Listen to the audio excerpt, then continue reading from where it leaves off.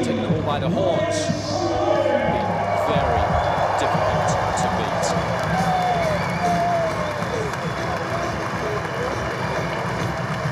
The first Swede to make it through to the semi-final since Jonas Björkman back in 1997. Of course, aiming to be the first Swede in the final since Stefan Edberg many years ago. Eventually went on to lose Andre Agassi.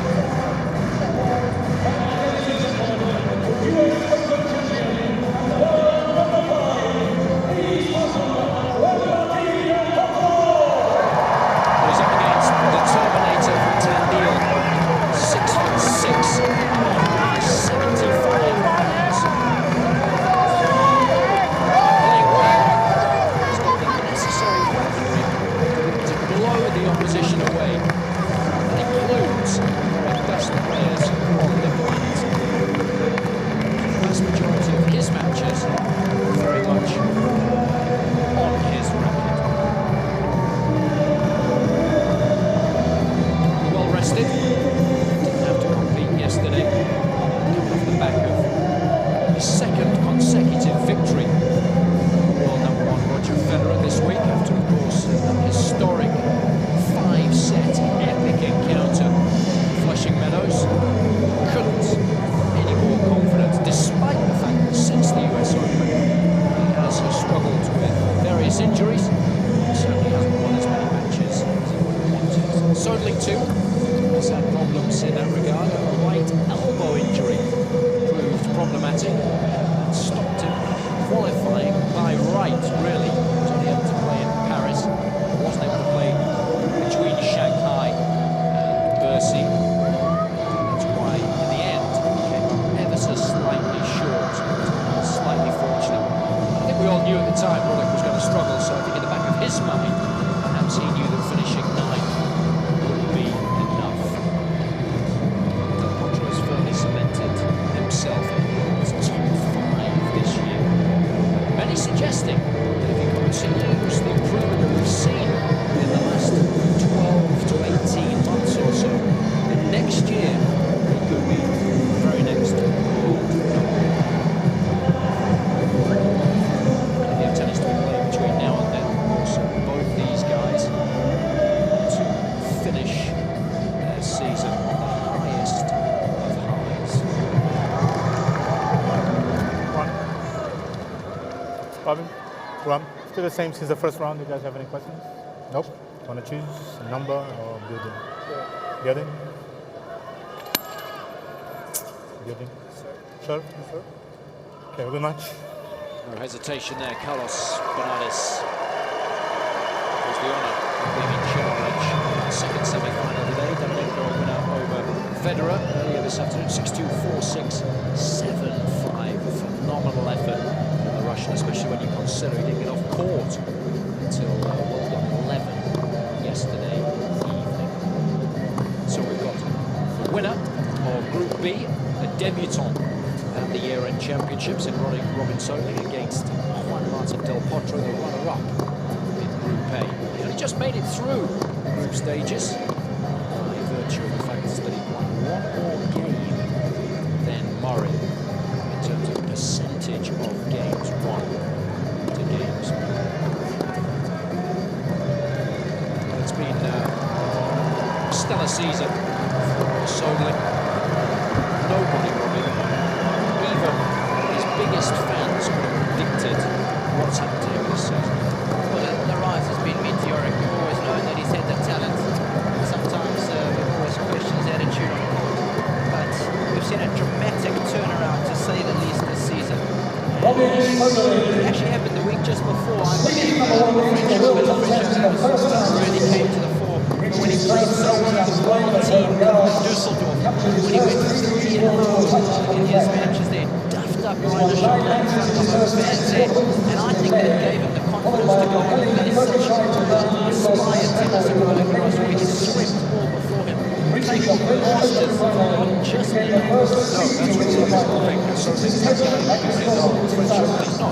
It's a French Open finalist. It was what he did after that magnificent win on the middle Sunday that really impressed me. Let's not forget he beat the likes of Davydenko and Gonzalez to make it through to the final. Nadal matching with David Ferrer. We know how tough that guy is on the dirt. Because he played this one, he played well. Against Nadal, he was outstanding. He had a and against Djokovic, he was in a similar sort of mood. Really dusted up the service, especially in that second set. And against Davidenko, I thought he played pretty well, but having won that second set, I think he knew he was going to finish top of the group. It just took us a little bit.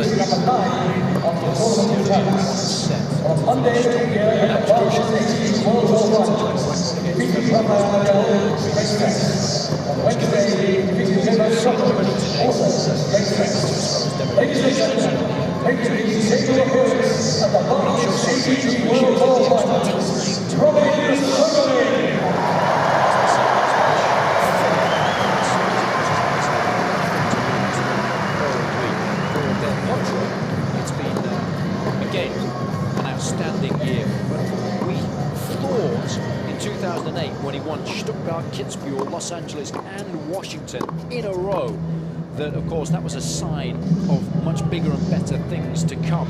I don't think many would have predicted that he would have been able to get the better of Federer once he slipped 2-1 down in that US Open final. Well, that's the most phenomenal accomplishment for me, the fact that he was down a set twice to come back and win there in the US Open. Let's not forget he beat Nadal just prior to that, so what a way to go on and win your first major.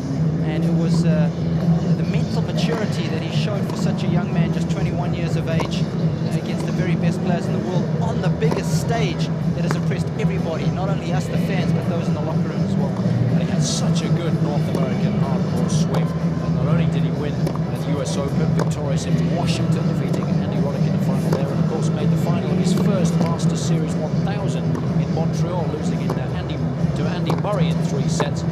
Only really because he ran out of juice, having won Washington the week before. We all knew then he was going to be very difficult to beat in the US Open. So he was a little nervous initially in the opening match of the week against Murray, but with each passing game, he's improved. He certainly has. He was down 5-love. For those of you who didn't see that match against Murray, it was quite embarrassing actually. But I'll tell you what, it's all very much in the past now. It was outstanding against Fedesco, of course, against Federer. Just took it to a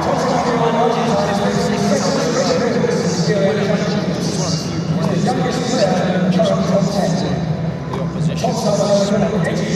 Who it is.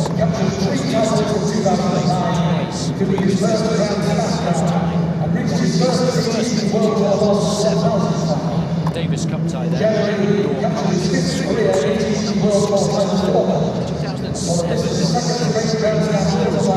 As he is now, and then they met earlier this season. That one 6-3 to win that tournament as well. If he did something given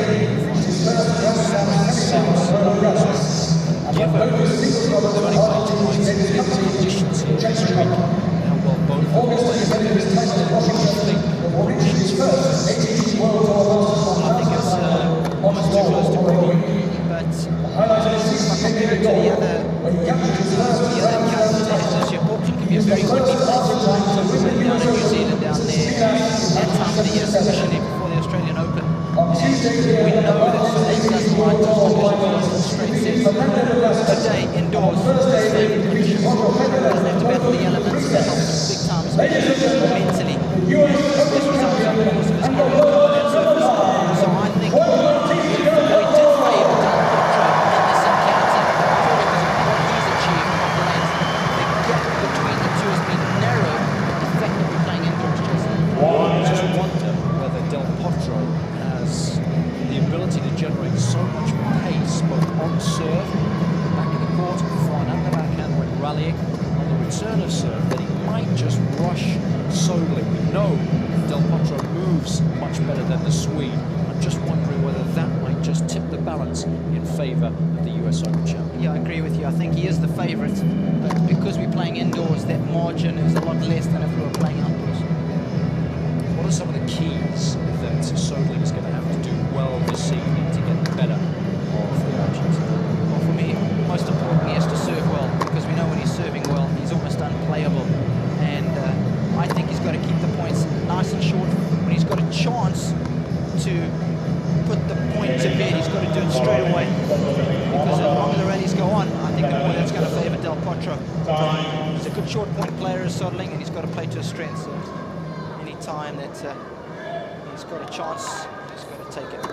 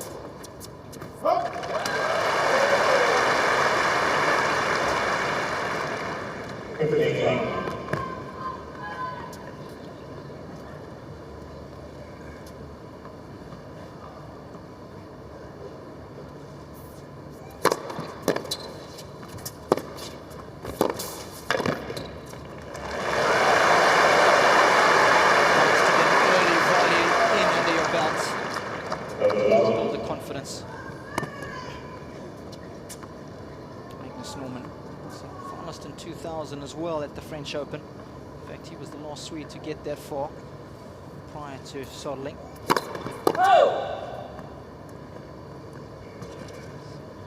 Done a wonderful job in steering the Soderling ship.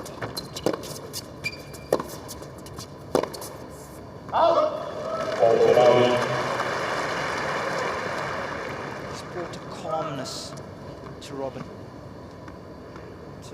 Bringing that calmness to him. He hasn't taken away the fire or the intensity, though. He's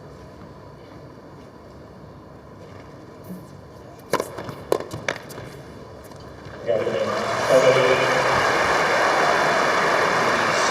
on his way.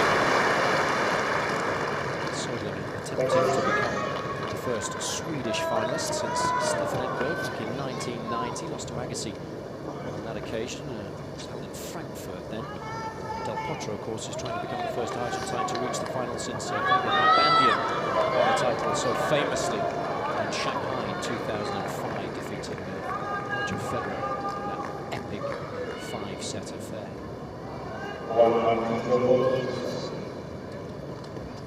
Big Dave will be back on the ATP World Tour, hopefully next season. He's had all sorts of injury problems since Barcelona, really, early on in the European clay court season, but he'll be tucking into his Christmas pud, and then he'll be back on the tour next year.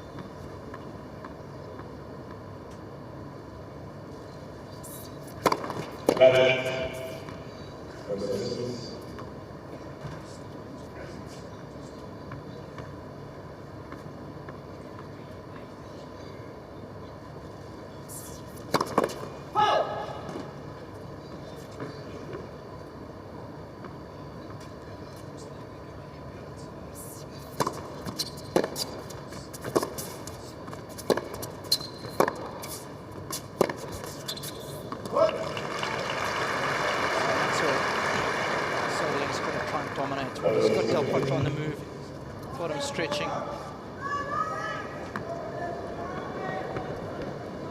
So once DelPotro gets back into the point and he settles himself in a rally, I tell you what, tough to knock down.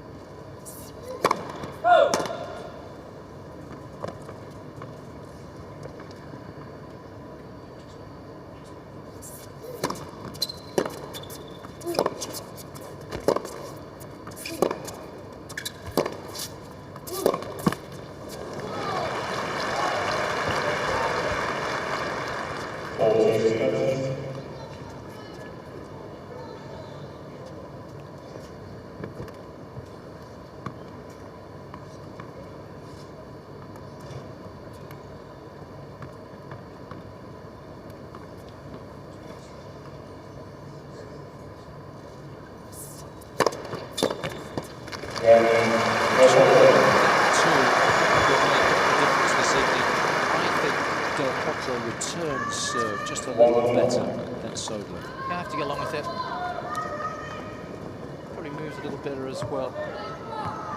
So not only does he match Swede for firepower, a little bit better in other departments as well.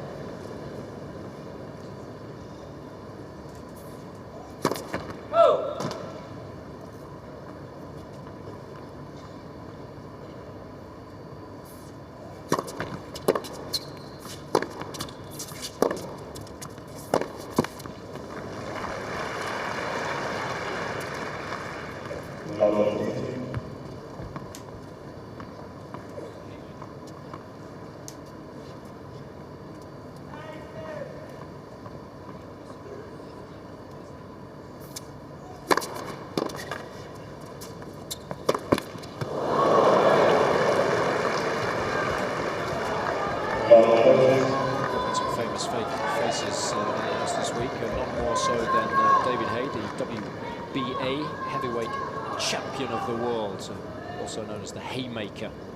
Defeated Nikolai Valuev a couple of weeks ago, Russian giant. 7 foot 2 inches, 2 meters 18. Incredible victory. Billed as David against Goliath.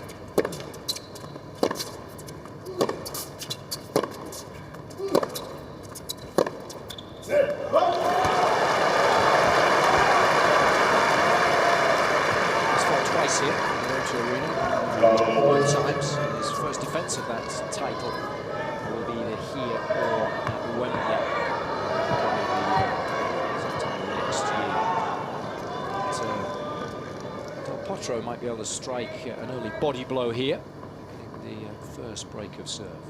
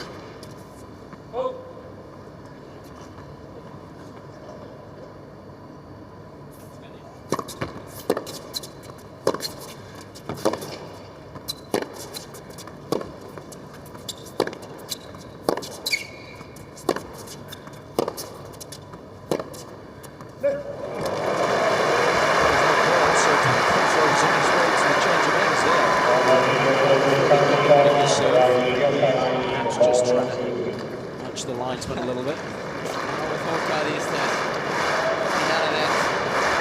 Carlos knows it's in as well. I thought it was well.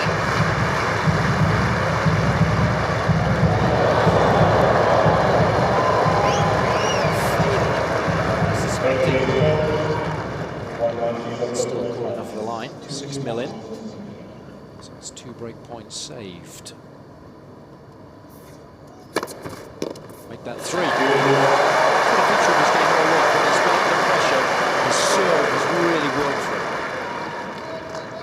He's had some big second serves as well. Söderling yesterday, some huge ones.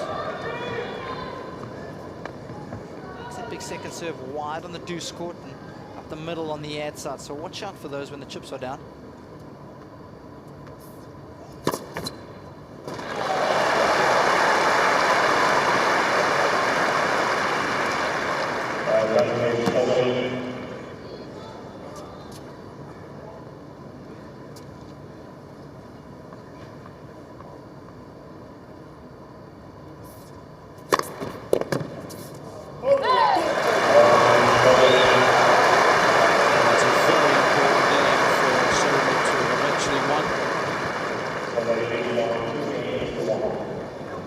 Edges into the lead as a result.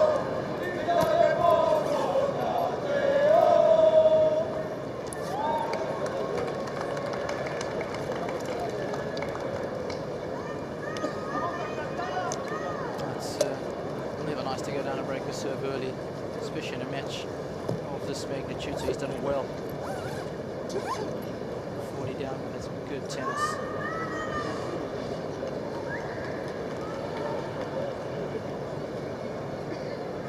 This will be one of the biggest matches of his career. Ladies and gentlemen, tonight we are joined the largest 18 World Tour finalists by British Representative Boxing Association, following his victory against Equalizing. Please show your appreciation for all of you, the WBA heavyweight champion of the world,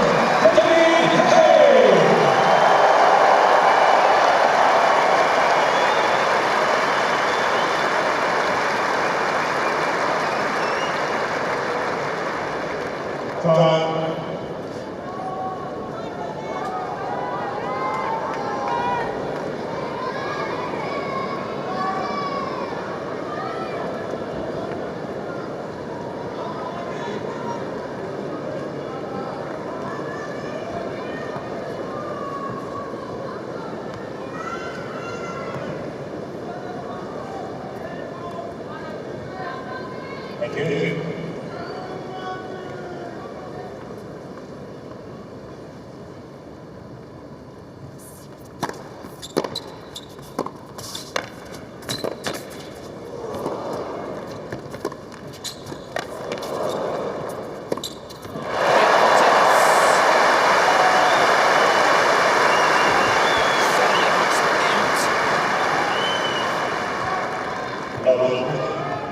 So well with the dipper, followed it up with the ripper.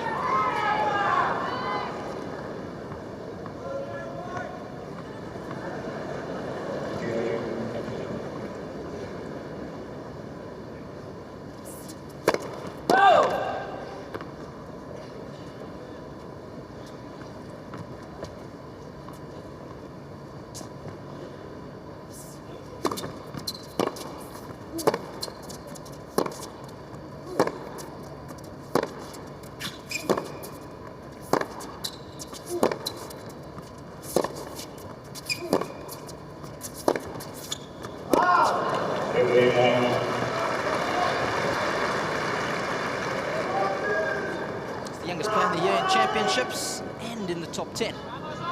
Here's Juan Martin. He's 21 years of age. He's appearing in his 8th semi-final or better this year.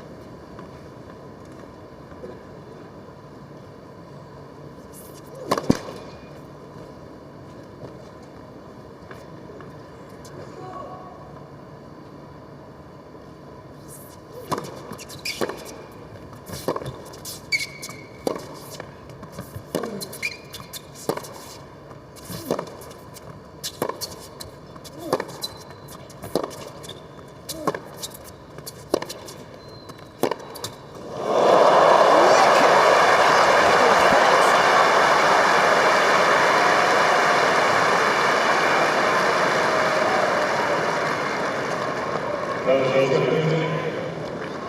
mean, that was like a foot away from Söderling, but it looked like he was rooted in cement. Well, when we talked to Miles McLagan about DelPotro, the day after Murray had beaten the Argentine last Sunday, he said, that guy scares me because he can hit shots that no other player in the world can hit, and that was one of them. And remember what he did against the other evening with 2 forehands when he was down in that service game midway through the deciding set that were hit faster than the speed of light.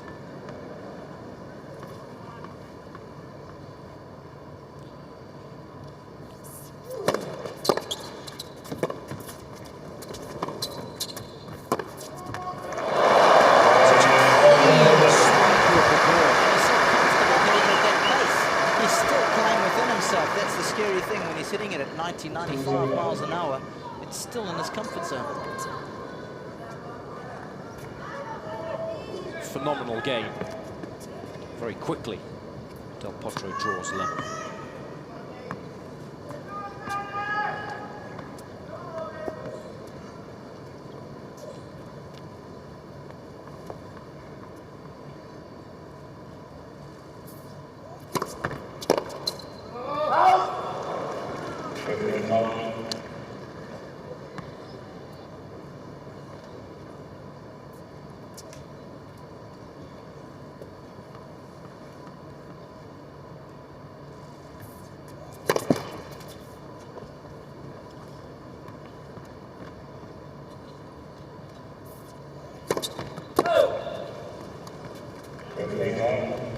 DelPotro returns well enough that Söderling is going to have to take 1 or 2 risks on that second serve. So the occasional double fault, I don't think really matters.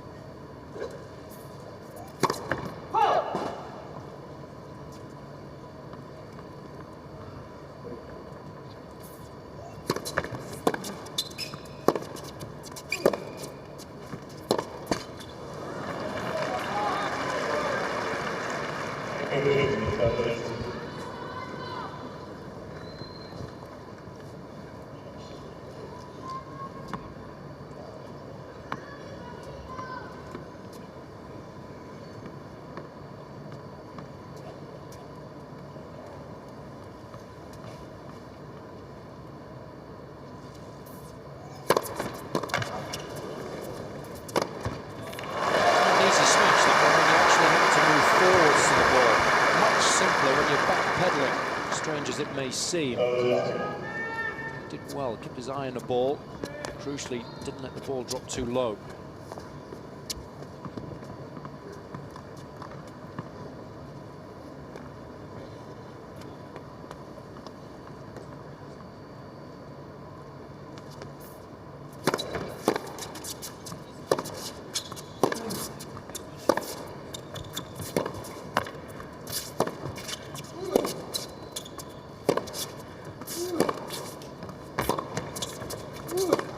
That's too good. That's the difference between these two. When Soderling gets behind in the rally, he finds it much more difficult to turn defence into attack. Real painting on the forehand. So smooth with the stroke.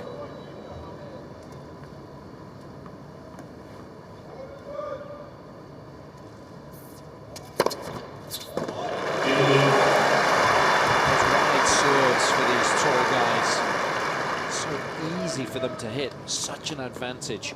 Soderling 6'3" and some change. Potro 6'6".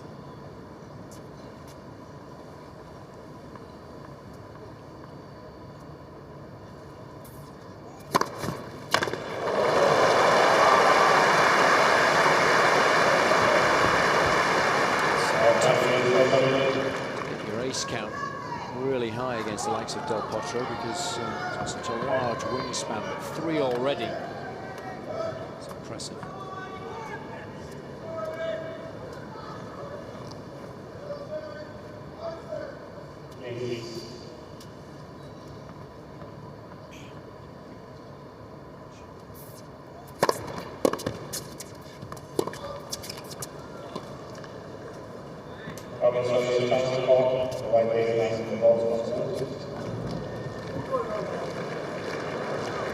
It's going to be tight, that's for sure.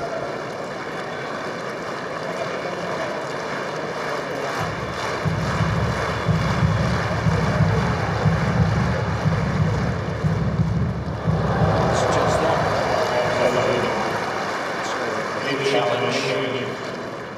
Söderling manages to hold. Fending off some tough shot making from DelPotro.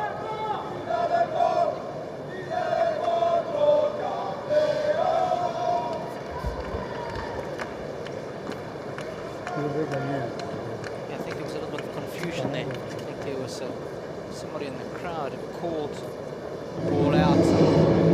Someone wasn't 100% sure. Almost started a challenge to the back of them.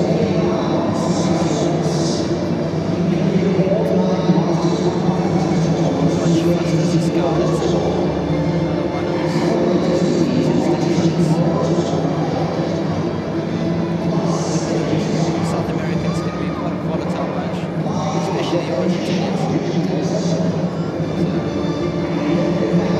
This young man has so many good qualities, all the good qualities that you want to have to be a world-class tennis player.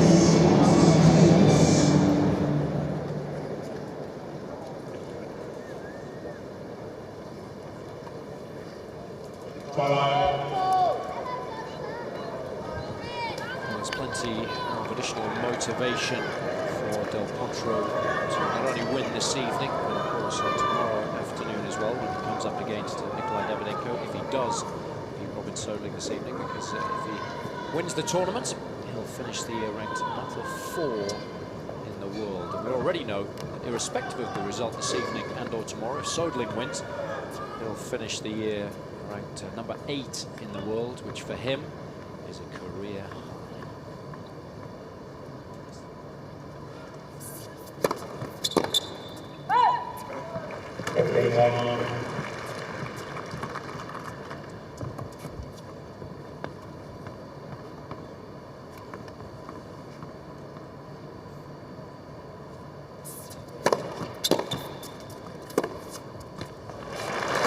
Just shows you how close it is at the top of the game, especially as far as the sub 4 or 5 are concerned. DelPotro only qualified through the group by winning one more game than Murray, and of course Murray would be the player that he would displace at 4 in the world if he won the tournament.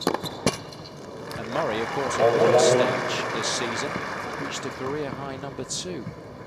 Yeah, was there for 4 weeks. What was the squad?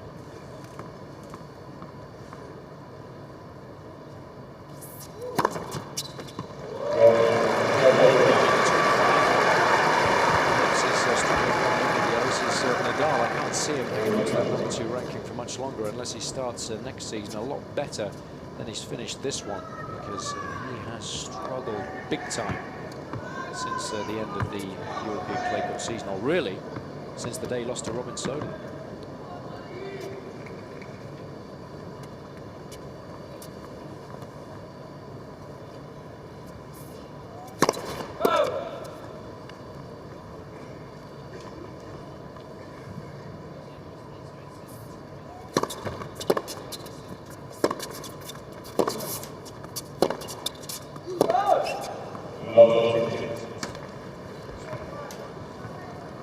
Mentioning Nadal, it's the first time in his professional career that he's lost 8 straight sets. That dates back to the straight set loss that he had against Novak Djokovic in Paris. And what about the practice set that he lost against you warming up for that match? Exactly. That makes it 9. Have to put a little asterisk in there. I want to be part of that history. That's about the only one I am going to be part of. The man that started that streak. Exactly.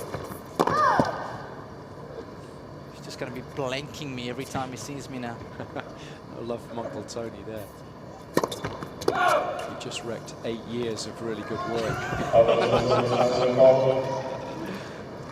The guy's been totally chipped.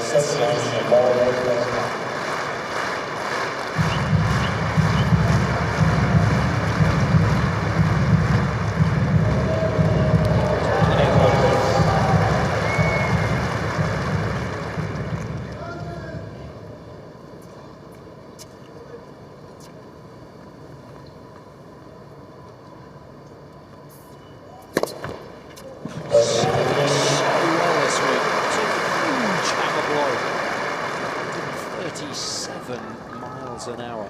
It's getting right up there.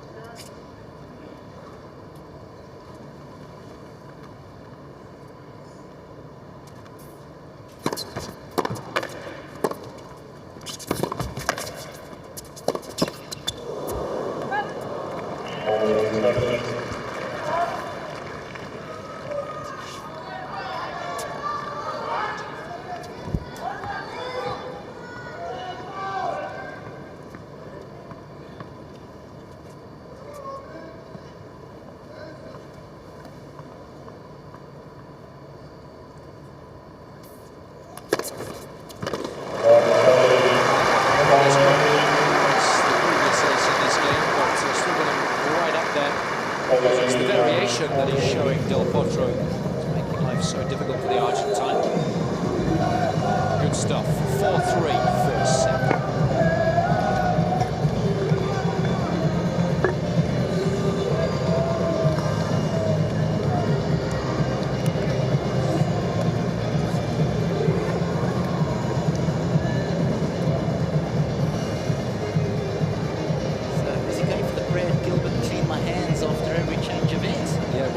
Does it every 10 seconds. Pulls that thing out of his trousers, just gives it the old subtle one. I love it when he goes through doors and stuff. Doesn't use his hands or his fingers, uses his elbows. Push through those doors. Doesn't want to get any germs on. No. I've started to become a little like it now. It's terrible. Always using the clean wipes, wiping my hands and stuff. Don't like holding onto the tube when I'm on that and everything. You just think of how many people have actually touched that. It really does start psyching out, especially with all this swine flu around here. Not good at all. I don't think there's anything wrong with that. I used to think he was a bit of a freak, and now I'm right into it.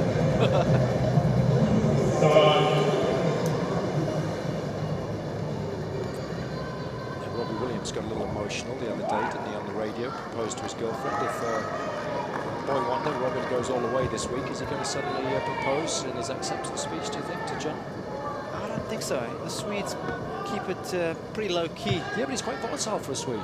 Quite emotional. Might get really passionate. But I was talking about the marriage thing. It's okay. Quite often they'll have two or three kids before they even think about marriage. Almost got to test the waters there. Okay.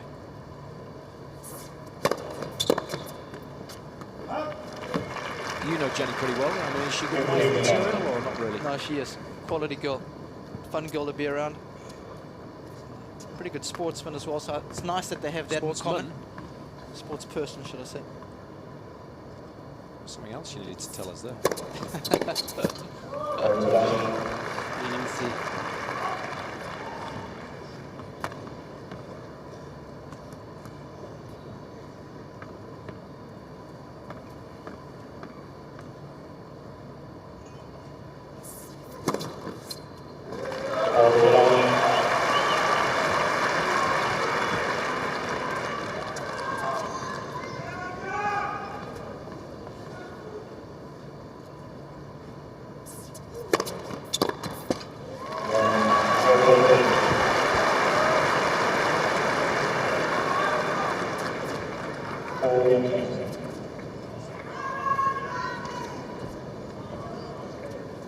Service dominated this opening set. DelPotro has had break points, 4 in total, hasn't managed to convert any of those.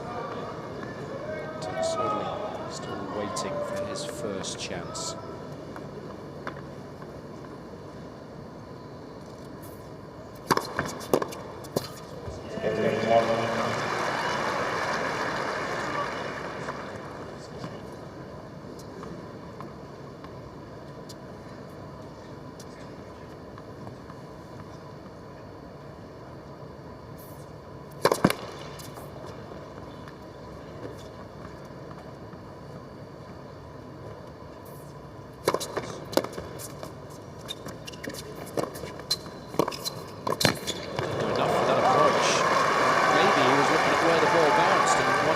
Challenge or not? Yeah,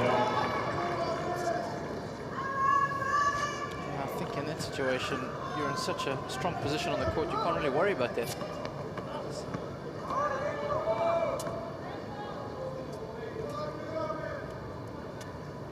As much success when he misses that first serve, and that's to be expected because DelPotro, of course, returns so well.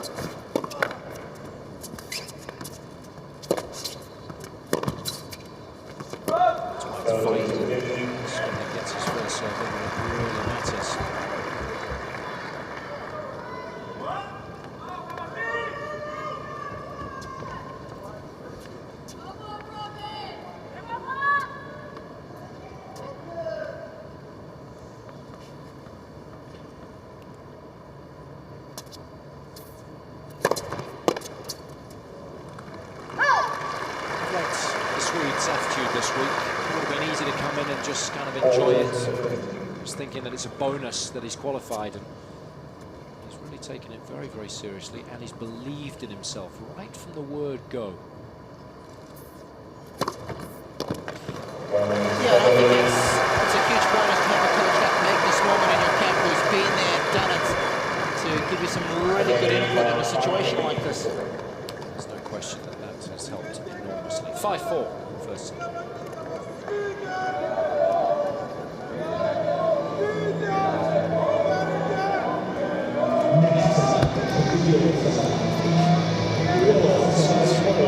Something that you can't really, or it's hard to teach someone, is that self-belief. It doesn't matter who you are, it's something you've got to be good at.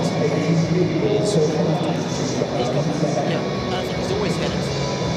He's a very confident individual. He's sweet.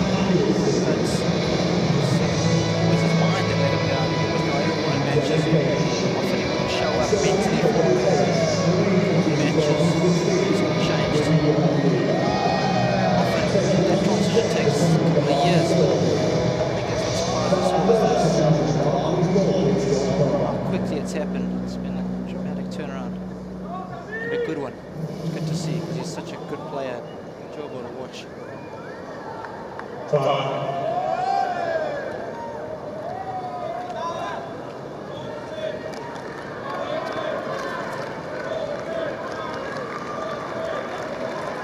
There's 7.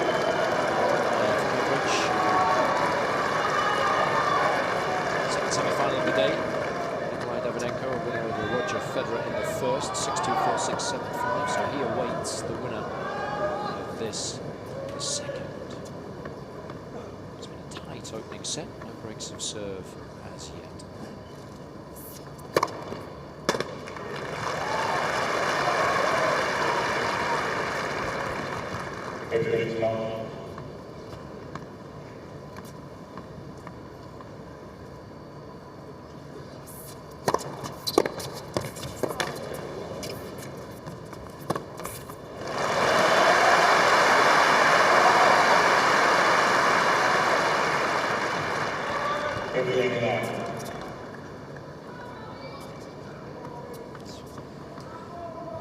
It's been a high-quality affair.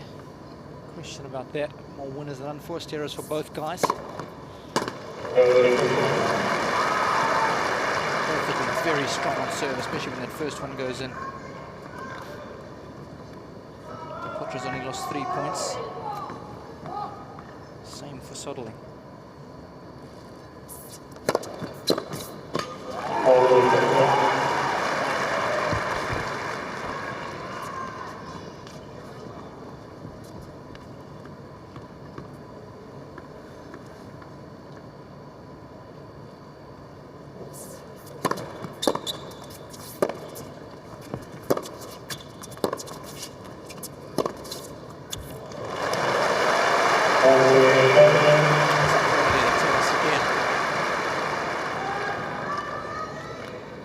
For the 5 points, 2 aces, 2 clean winners, and 1 other. Yeah, it's been a high-quality affair, hasn't it? Clean striking of the ball.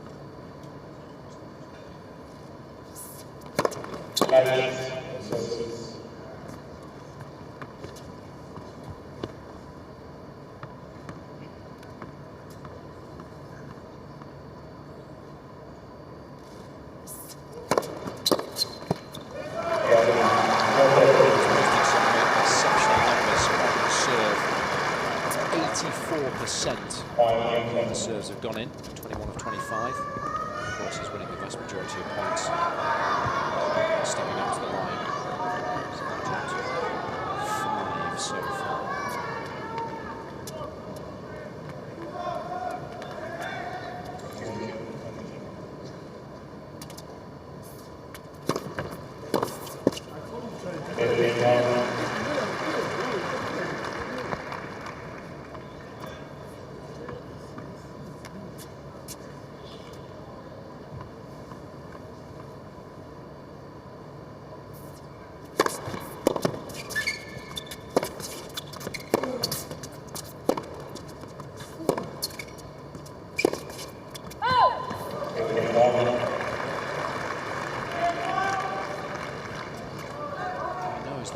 So important, that's why he's so angry with himself.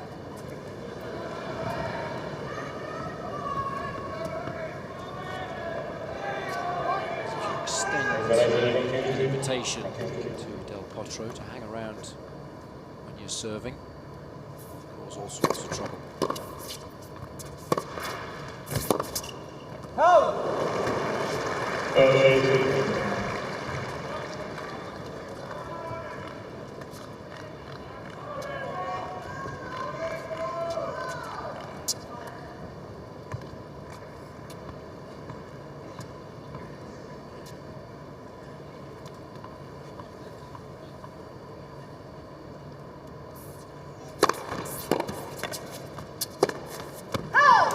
Second forehand that is one he pulled, the other one he pushed just a little wide. Testimony as well to how well DelPotro moves for a big guy. He knows that he's got to hit it pretty close to the lines, otherwise it's going to come back with interest.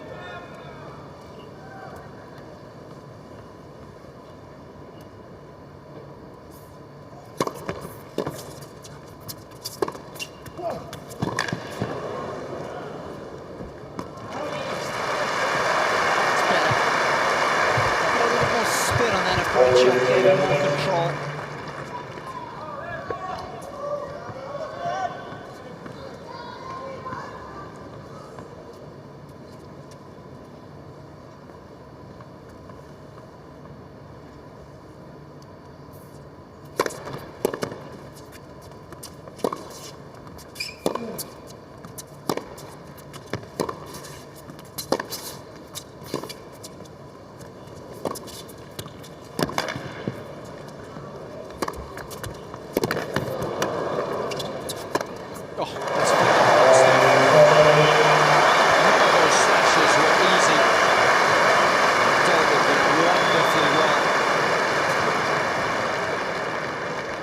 Soderling into the lead once more, 6-5.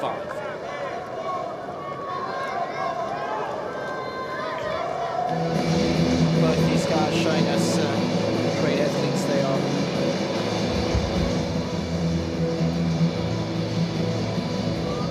An extreme grip on the forehand. Nonetheless, it's relatively flat.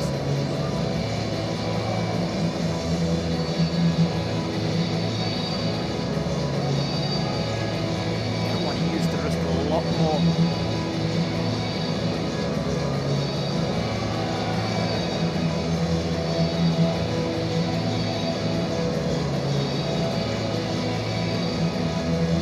Wants to maintain a positive position on the court, so he looks to attack again.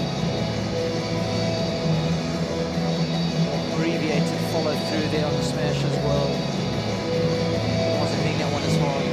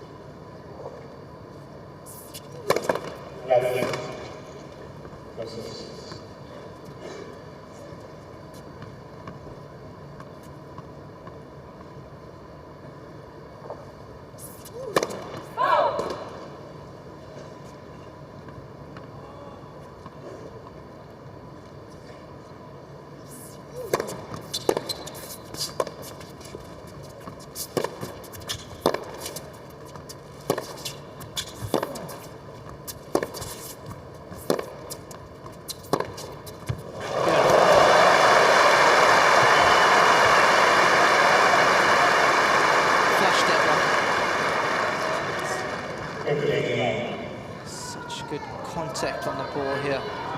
Full face of the racket, very little spin.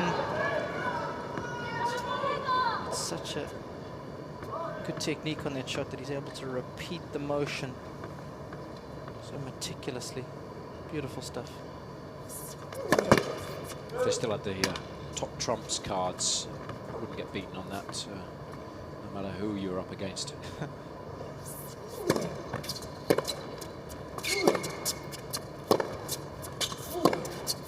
Maybe there's a top trumps coming out now with DelPotro's backhand on it though. You might have a tie. Exactly. You'd have to go down the list then. If you chose backhand up the line and the guy you were playing with had DelPotro, you had Soderling, you might have to go down to the next category. Flip another chord. Serves were pretty tight as well, wouldn't they? Especially how well they've been hitting their respective deliveries this evening. Well, let's take a look at it. First serve percentages, both 76, and points won on first serve. It's both 82. So by the time you get down to the final decider, points won on second serve, DelPotro just has the edge.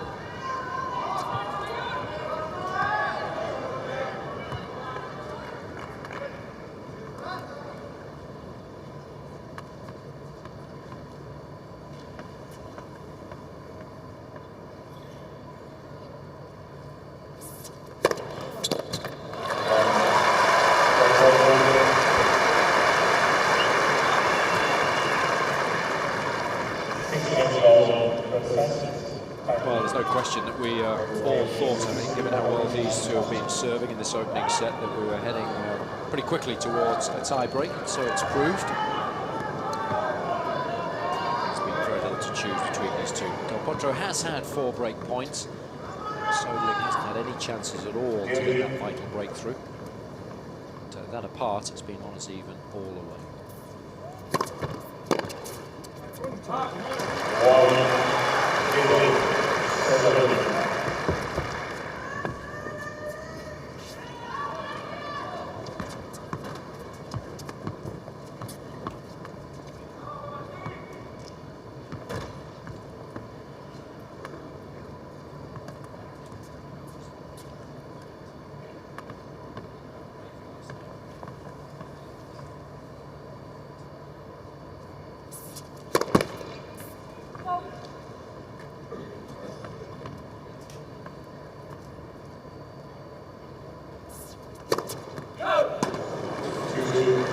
Second serve went for 113 miles an hour.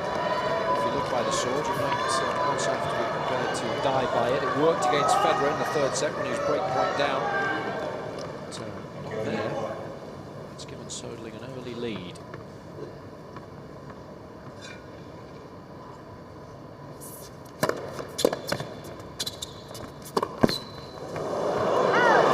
Two very snappy breaks there.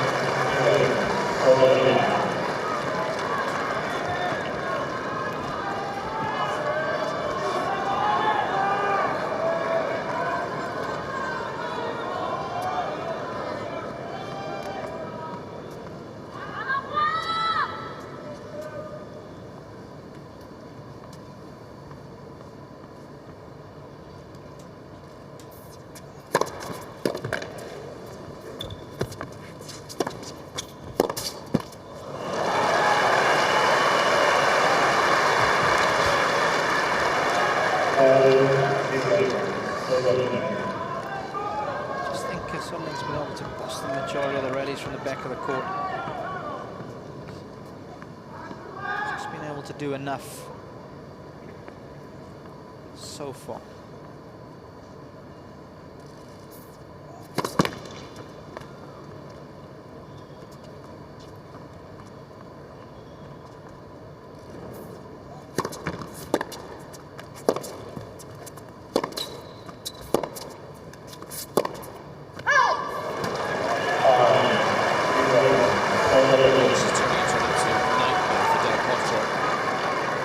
playing so well on serve. It's got a poor tiebreaker here. Just seemingly lost his concentration. The serve's gone missing just when he needed it most. He's only made 3 of his last 8 first serves. To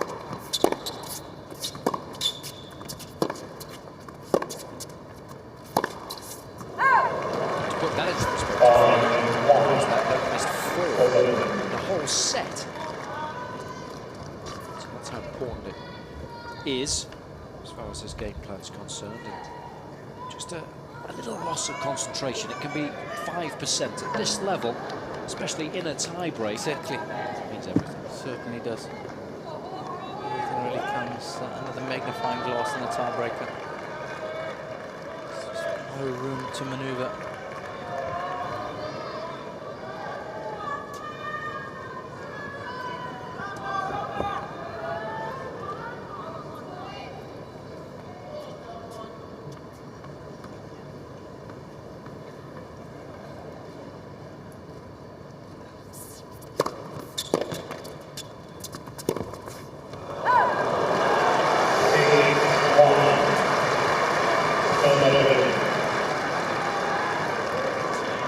It's hard to explain.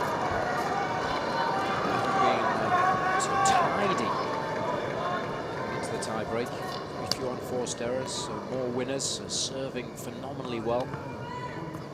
So played a wretched tie-break, and Söderling has taken full advantage of it. Surely there'll be no stumbling for the Swede from here on in.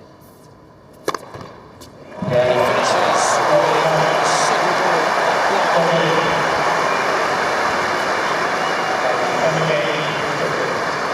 Couldn't have finished any stronger, really, and after 48 minutes, Soderling wraps up the opening set. 7 games to Ladies and gentlemen, we have a fantastic partner is the ATP World Tour Finals Virtual Championship, the main point. Really impressive that tiebreaker. Really good. Is the promotion which is making up to 5 details. Numbers weren't bad until that tiebreaker. So we're going to take a closer look at Soderling. He's done everything well. First serve percentage, great. Points won with the first serve, outstanding. Winners to unforced errors. He's got that spot on. Not bad around the net as well. So he's kept it nice and tight as the Swede is halfway to winning tomorrow's showpiece final. Tough thing though, he's got to be able to sustain this level.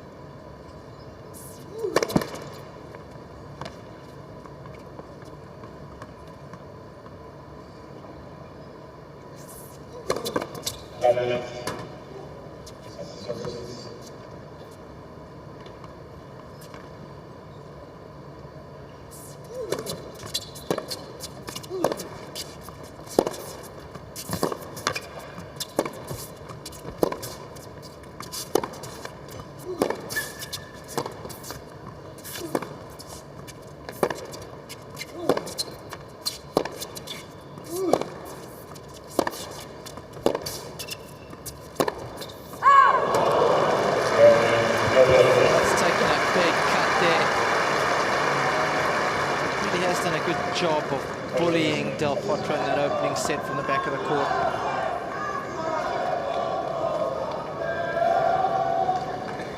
Let's just take a closer look at what's been happening in that opening set. DelPotro's rally hit point, as you see, he's getting pushed way behind the baseline, regularly 2 meters behind it. And he's having to cover a lot of courts. And remember, DelPotro is the kind of guy who likes to dominate. Let's have a look at what Soderling's doing now as we flip it around. And you can see Soderling's exactly where he wants to be, being the aggressor, taking the ball nice and early, 44% of the time, and pushing DelPotro from side to side, dominating proceedings. So he's been able to implement his game plan beautifully.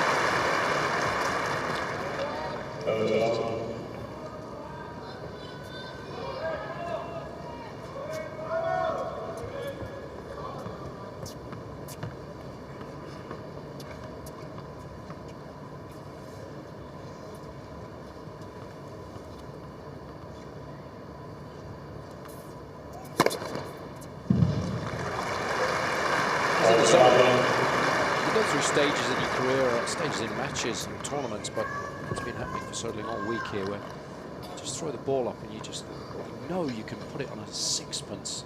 It's feeling so good.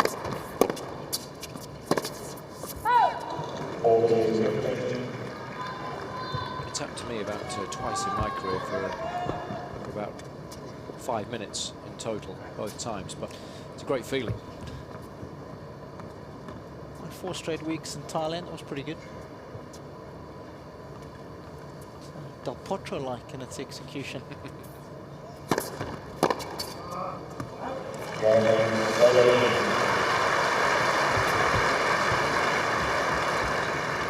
Very quickly back on level serves.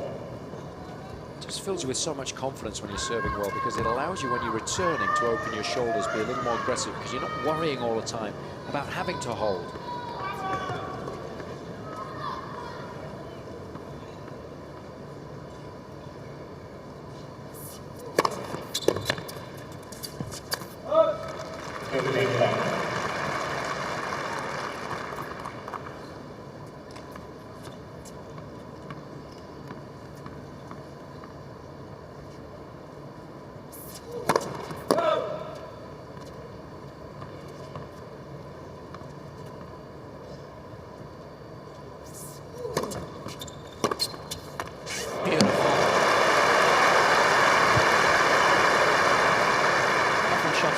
Predetermined. Decided if it's going to my backhand, I'm going to rip this one up the line. Conviction in that shot. I think it's a good play. To a club player, even at this level, every now and then, just decide what you're going to do before you have a look at the second serve. It comes to my forehand, I'm hitting this particular shot. You'd be amazed on how often you generally end up putting a good strike on the ball because you have clarity of thought. So it's a big thing in tennis. Yeah, because it's a repetitive game, isn't it? You're going to get that shot hundreds and thousands of times. So know what you can do with it, know what you do really well, just do it. Occasionally you need to vary it, but not very often. Not if your shot is that good. Lots of different scenarios that you can recreate in practice that you know you're going to get in matches. If you can execute those shots well, those patterns of play become second nature, really. Then you're going to be a great match player. That's a great base to start from.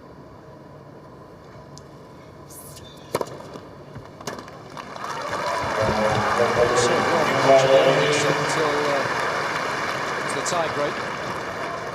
So started in a similar vein here in the second. Potro leads 2-1.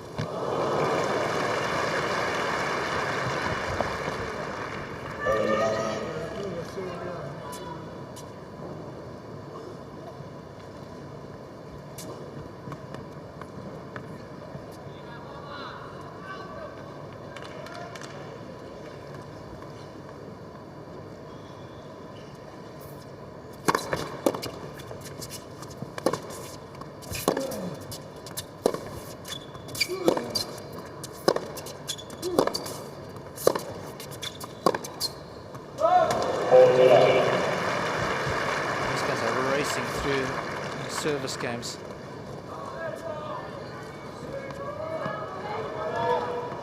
This one barely a minute old. Already at game point.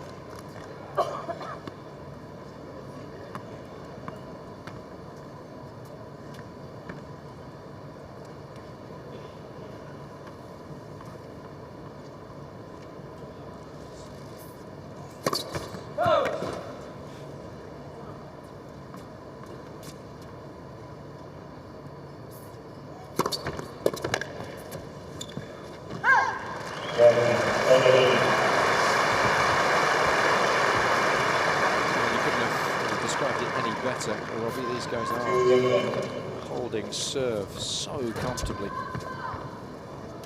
Both playing well, but perhaps the vast majority of the fans would like to see one or two longer rallies. But just serving a mountain. Average rally length on DelPotro's serve is 5 shots. And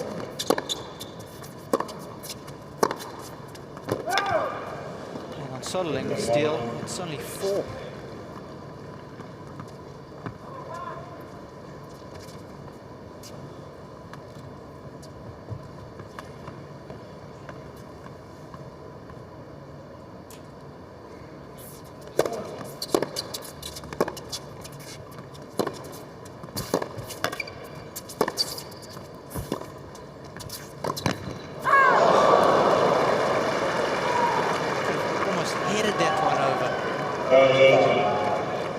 He was to the net. Did everything right.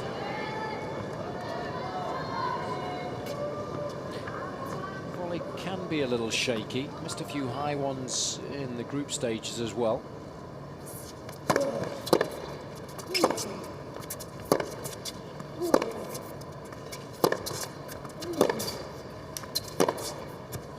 What I like is it doesn't stop him coming in. Absolutely. It's not a natural shot for him. It's not like the ground. He's very comfortable. He's exactly what he's going to do with the ball.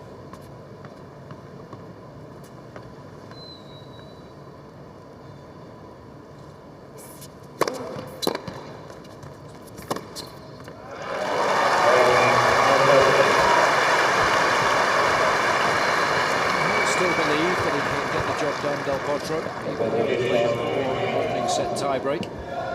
Slim the lead midway through the second.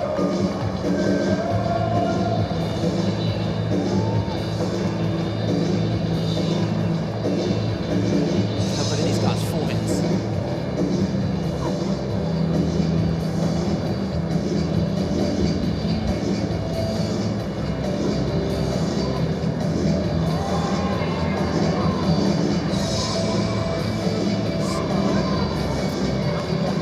Elbow. That's because he's got more of an extreme grip as far as Soderling is concerned.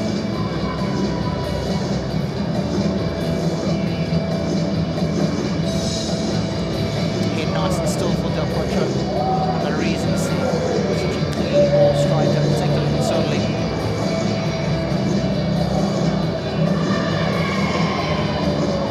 Very nice. I understand why they hit the ball so cleanly. Very similar in that department.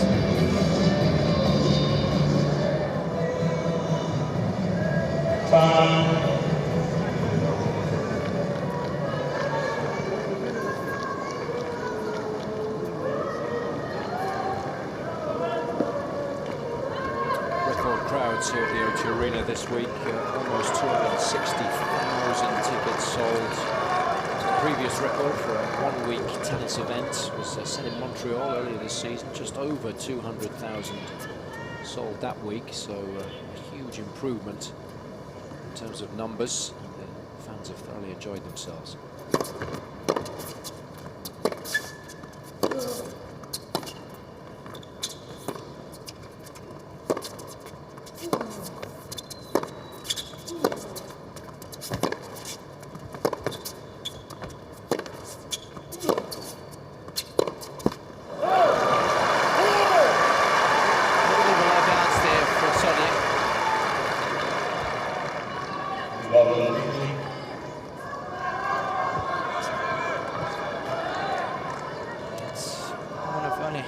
Of rallies that's gone over 10 strokes in this match so far. 16 that one, to be precise.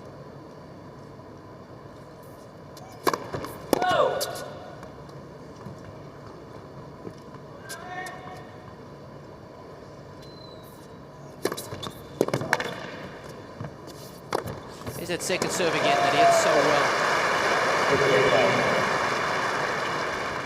Likes to hit on big points. Certainly was an important point given he had lost first point of his service game.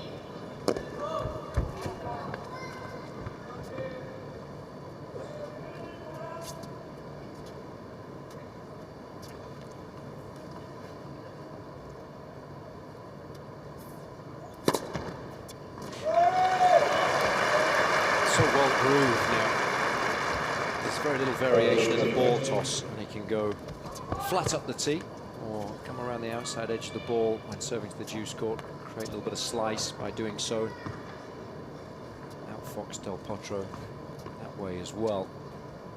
It's so difficult to get a lead on where he's going to serve. There are no clues there that you can garner.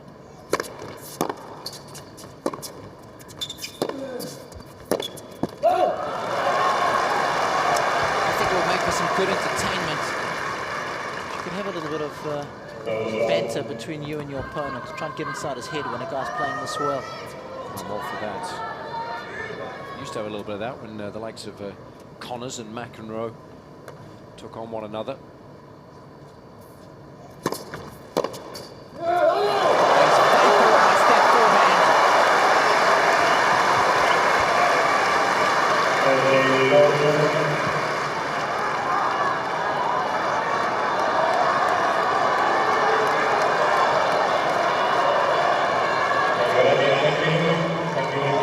Soderling was still following through, and that one came past him.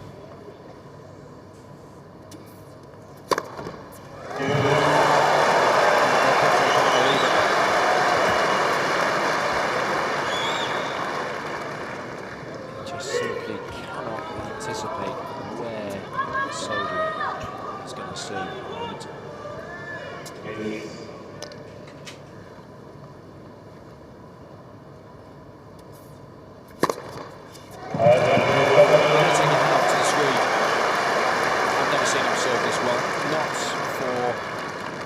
Of a whole tournament.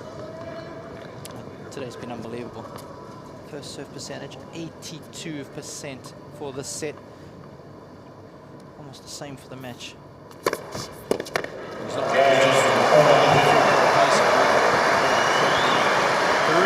over 130 miles per hour. So that last one you can add an additional 5. Just as beginning of the opening set, when he was under pressure, he found that first serve to frustrate DelPotro. He's done the same here midway through the second.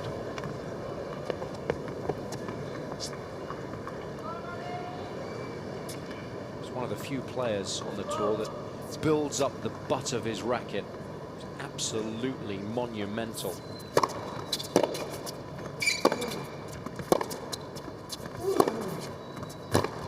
It's like turning a golf club like a 3-wood upside down. Holding that thing and playing with it. It's a good description. Kafelnikov was actually very similar to that. Huge putt. On the grip, obviously. Yeah. Although now he does have a huge putt as well, doesn't he, Kafelnikov's put on a lot of weight since he quit. And the guys were telling me at one stage he was up to 118 kilos, who was Yevi. He's dropped it down now. He's playing a lot of the senior events. Is he still in the 3 figures, or has he managed to dip below that? The word has it he's still just in the 3 figures, but he tells you he's in single digits. That's a bit Double like digits. his golf handicap then, isn't it? Yep. Yeah. Well, that's not a bad thing. You could always make a bit of money off it. He always thought he was better than he was. He's never a small boy when he was playing either. It's the Russian. Enjoyed the good life.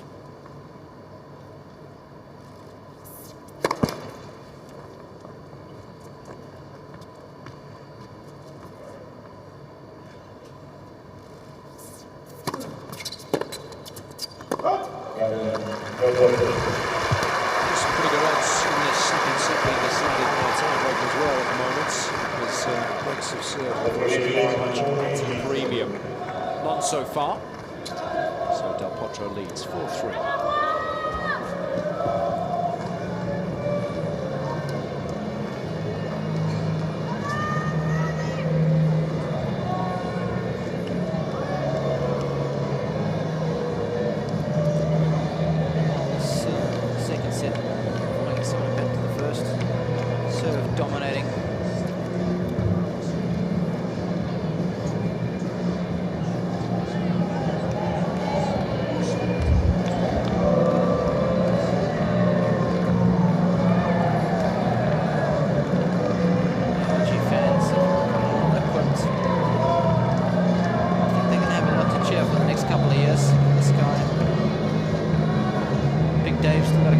years left in him.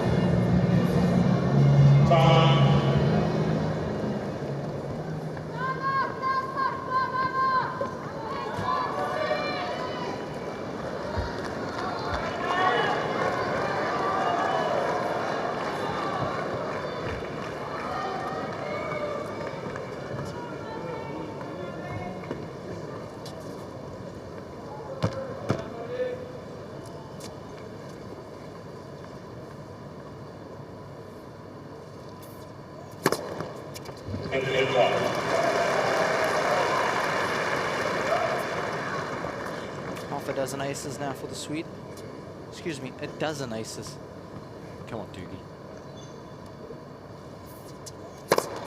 Most players only have half a dozen aces by this stage in the second. Tops.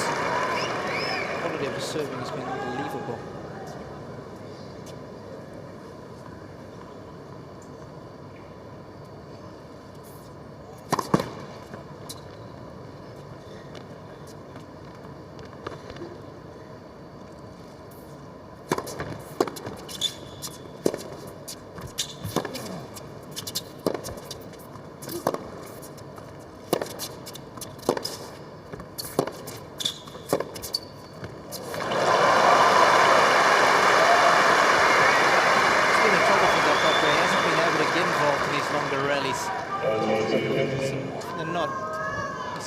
Top.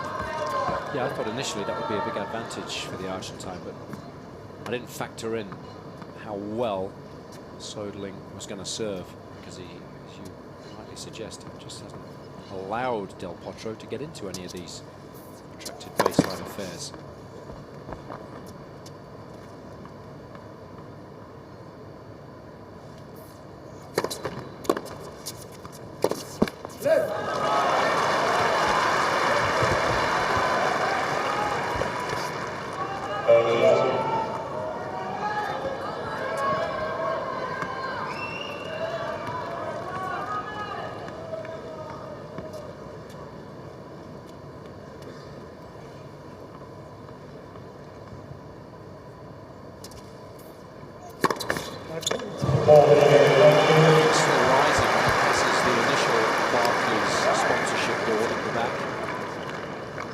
He's not only hitting it hard, 132 miles an hour, he's digging it into the court.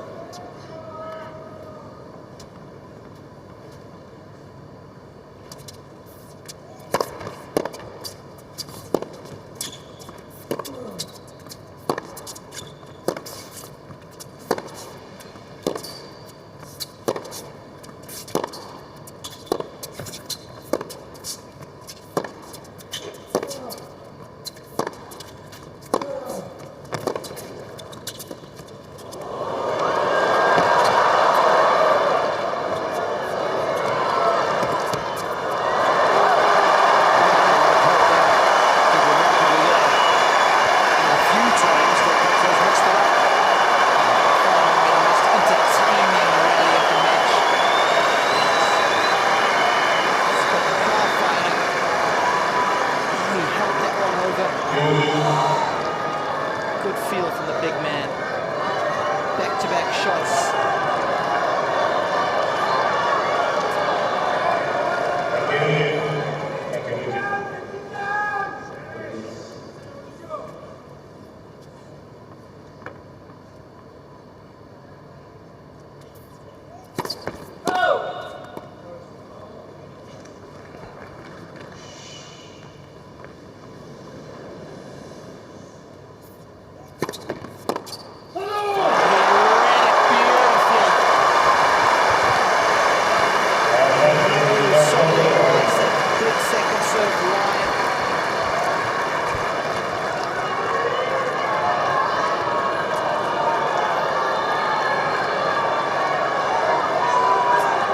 Opportunities in the opening set, wasn't able to take any of them, and he's one here in the second.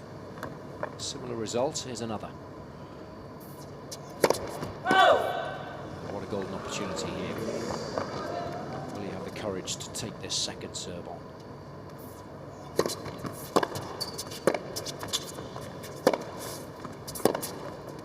Yes, he did.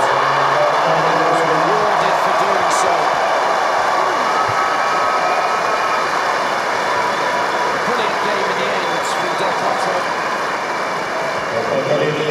gets that final break of serve.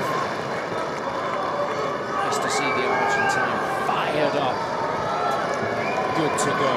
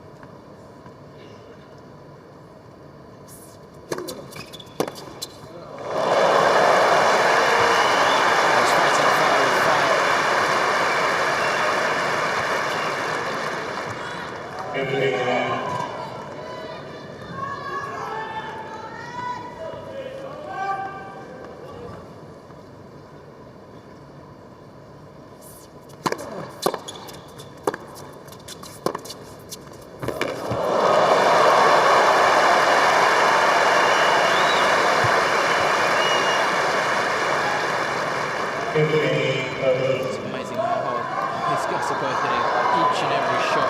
Service 132, I reckon the ground is almost 100 miles per hour each.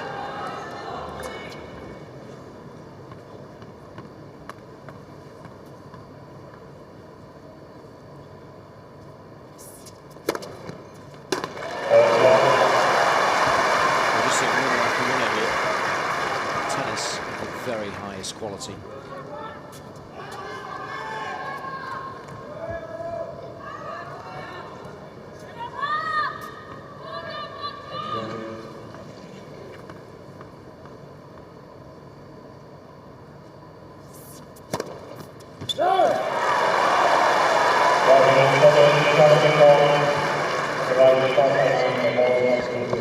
It's one of those challenges whereby he's headed straight over to the other side of the court. So much joy from this one.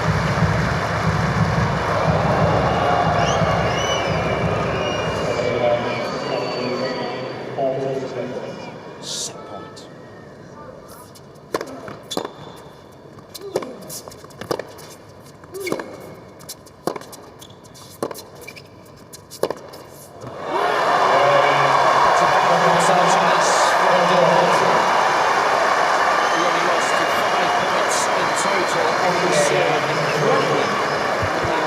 Unforced errors throughout the course of those 9 games.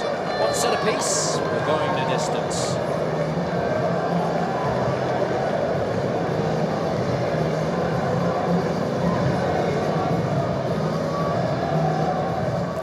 I'll tell you what, Soderling had a pretty good set. Only won 3 games in it. He's probably going to be a little bit surprised. DelPotro just played incredible to get the breaker serve. And again, a high quality affair. Look at the winners to unforced errors. Unbelievable from DelPotro. And once again, the serve was dominating. And I don't think Söderling can be too upset with the way things went in that second set. Just the one game when DelPotro pulled out some unbelievable returns of serve. It's definitely too soon to panic for Soderling, but it's going to be nip and tuck. There's absolutely nothing to choose between these two heavyweights of our sport.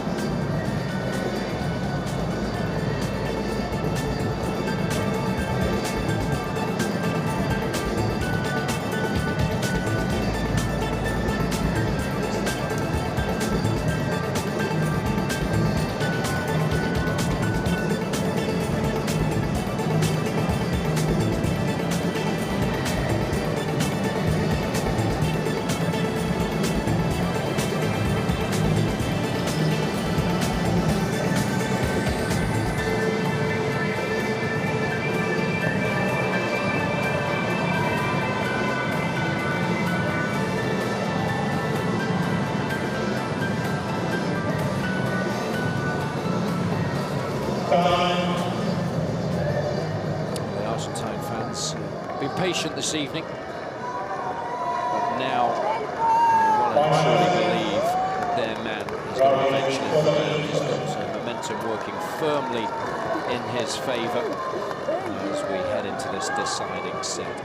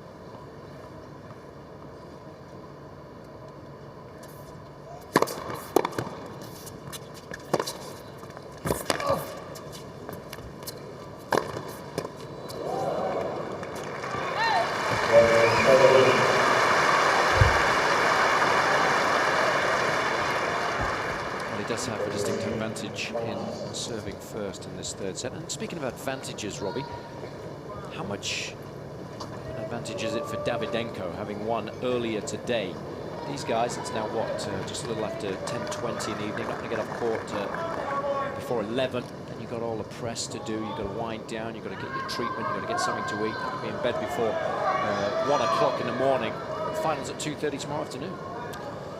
Yep, that's true. But Davydenko had to play first today after finishing last yesterday evening, so I think it balances itself out. Try and be as fair as possible.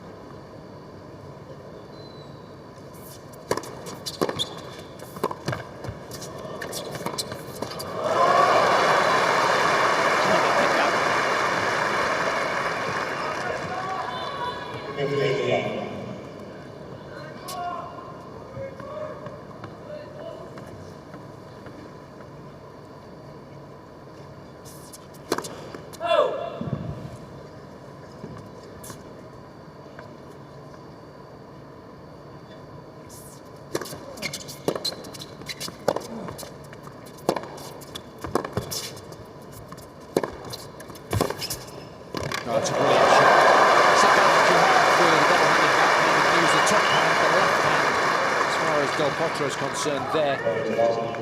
To draw the ball back into the court, across Soderling's body. Possible to do that with a single-handed backhand.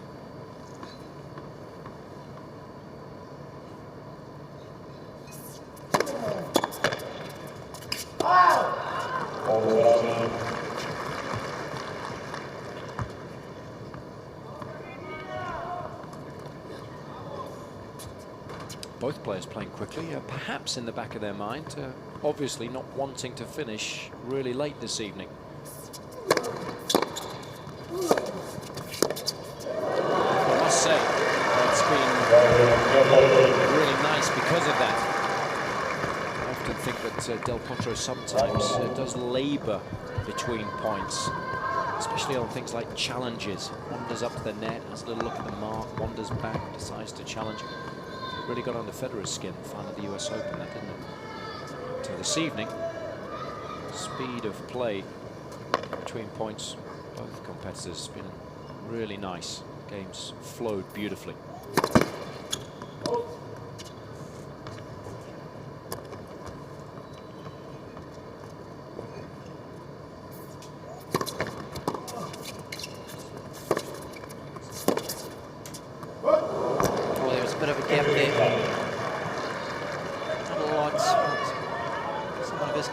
Expect to make that. That's why he's a little disappointed.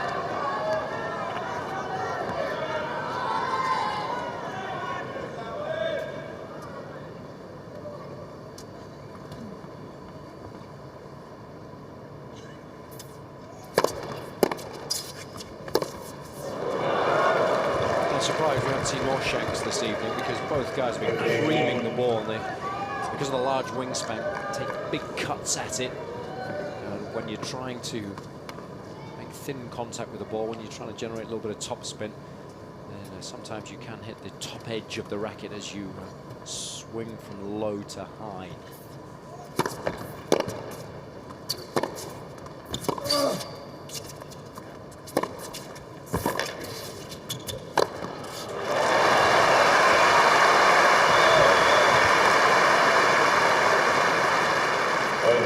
Continues to impress in the forecourt. 15 times, successful 10 in the match so far.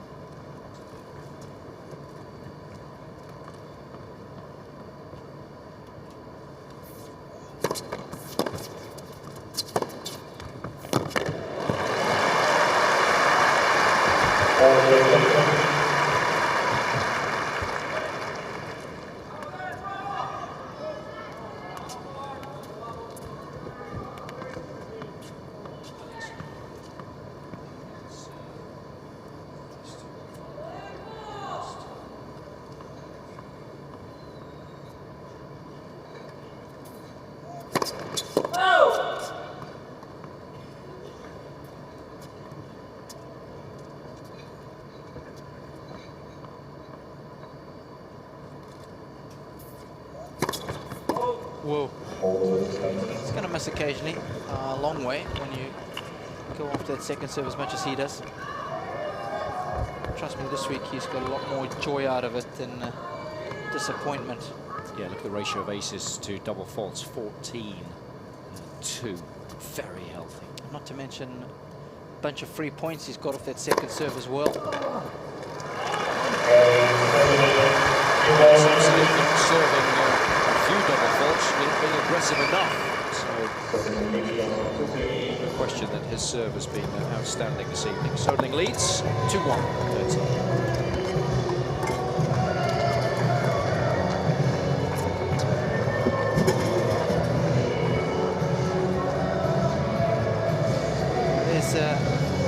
Top brass in town, Tim Phillips, chairman of the All England Tennis Club.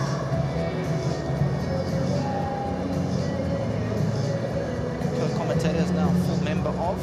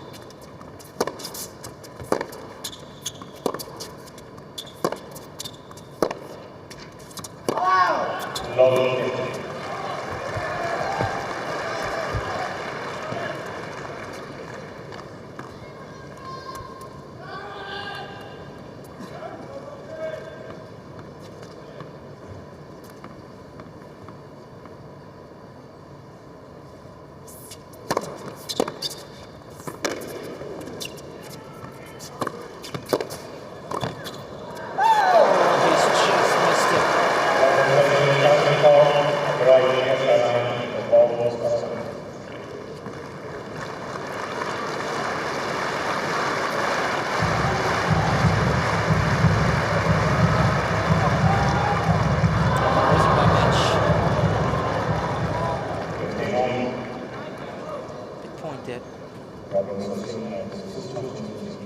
Nice to gotten a jump start on DelPotro's service game.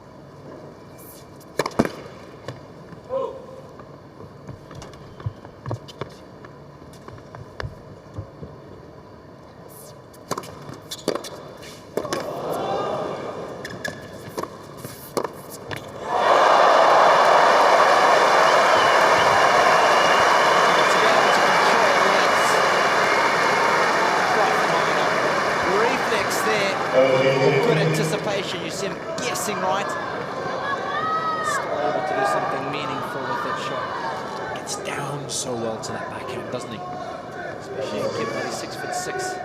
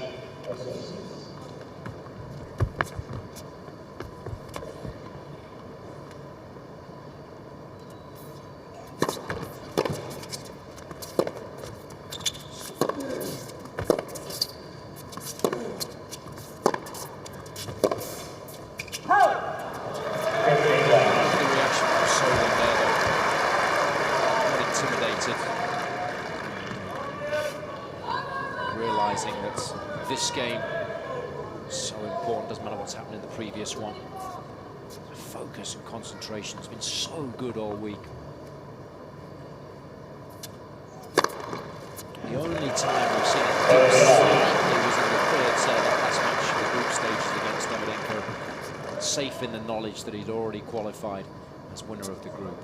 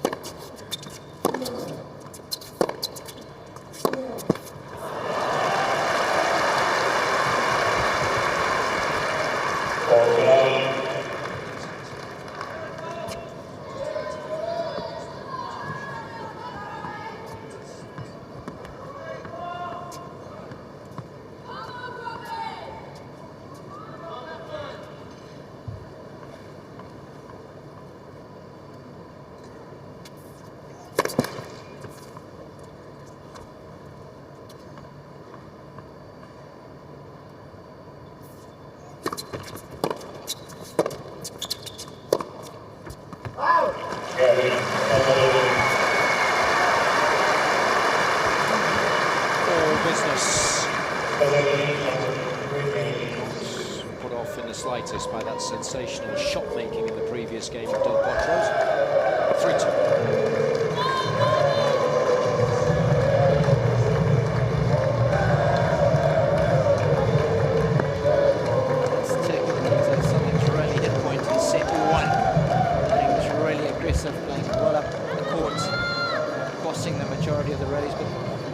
Change here in sets 2 and 3.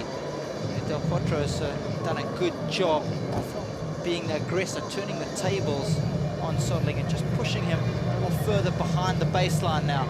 And And I think that's one of the reasons why he was able to win that second set. He's slightly more aggressive, start to dominate the vast majority of the baseline rallies. And that's how he's been able to work himself back into this match. The big question is now, can DelPotro continue to dominate Soderling when it really matters?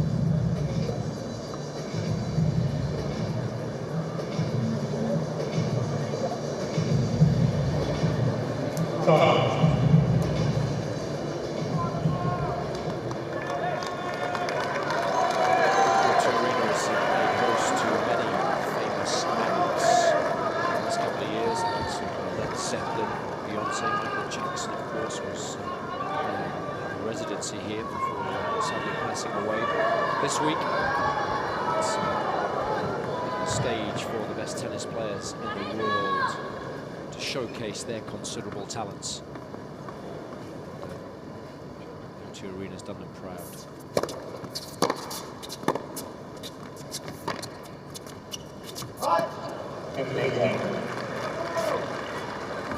They've responded in kind.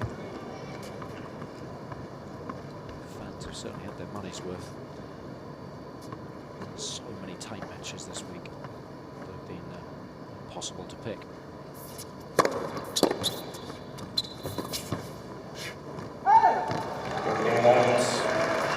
think this is what the Euro Championships is all about. Best players in the world, vast majority of them playing well, and the tournament wide open. Certainly showcases the sport in such a positive light. We're so blessed with so many good players at the moment.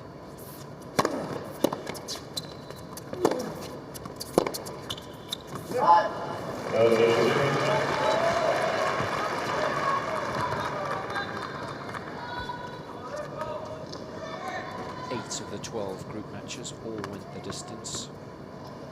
Every single match in Group A went to 3 sets. So even someone like Fernando Verdasco didn't manage to get a win all week. Came so very close. And can hold his head up nice and high.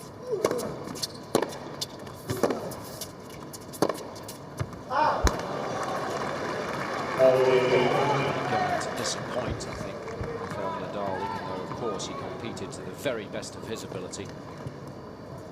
Yeah, 3 of the 4 straight sets matches involved him. Fortunately, he was on the losing end of all 3 of his matches this week.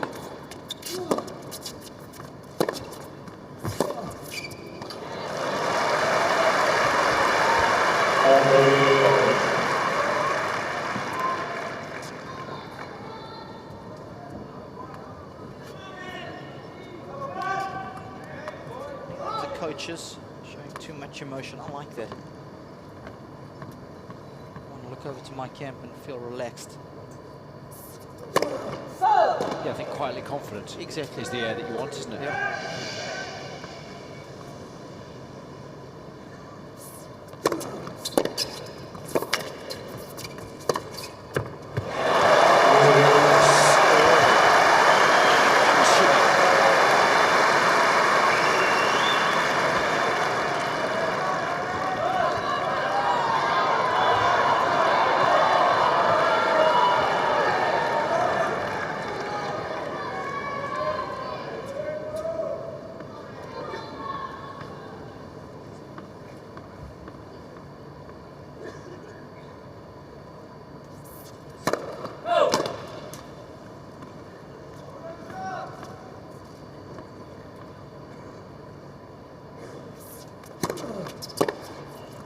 Oh, it's a brilliant return.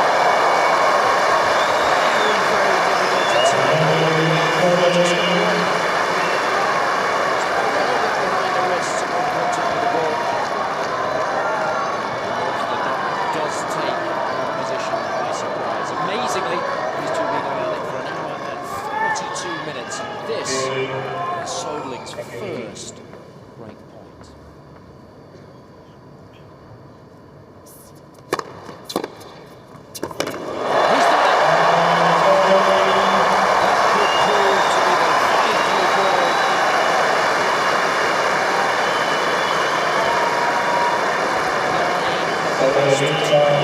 Being won by the Swede. DelPotro is in big trouble. was interesting when Söderling lost that point to go down 15-40 in the game. Magnus Norman looked over and said, "Come on, boy." You know, as if to say, don't give this guy any free points. How beautifully he's turned this game around from being down 15-40 to breaking. It just gets under your skin even more when you're the server.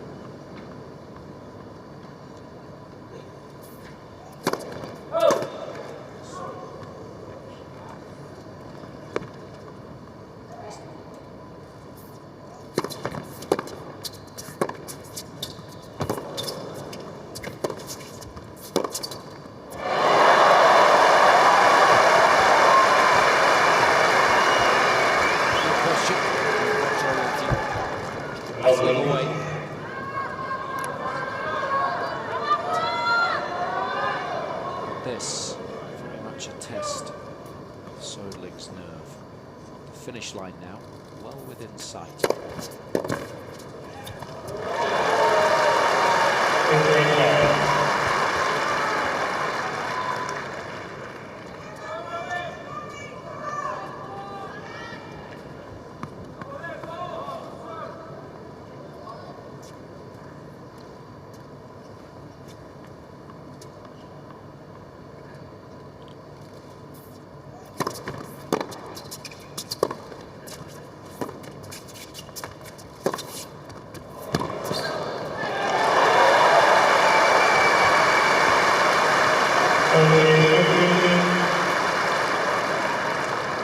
He's doing whatever he wants with the ball. Setting it so hard, so close to the lines. Definitely one of the best performances I've seen from him this year.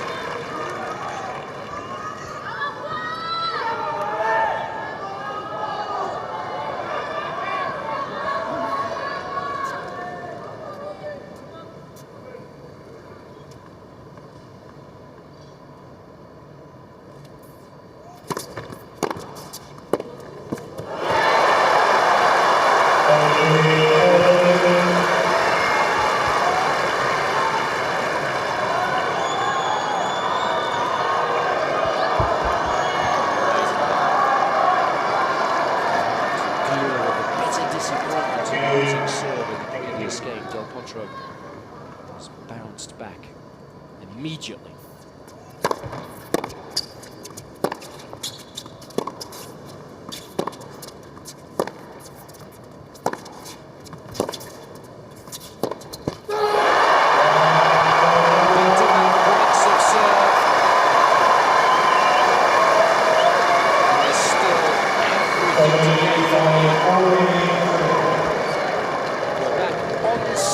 Soderling leads 4-3.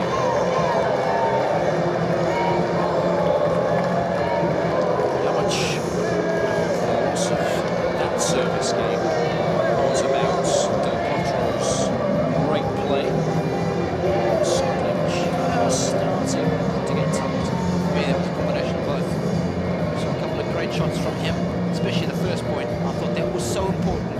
Just after you've been broken, if you can strike back early, it really does make the server take him off this game. Just unsettles him a little bit after he's just been feeling so confident getting the breaker serve.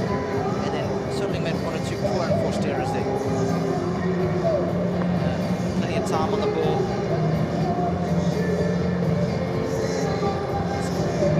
His arousal levels maximized.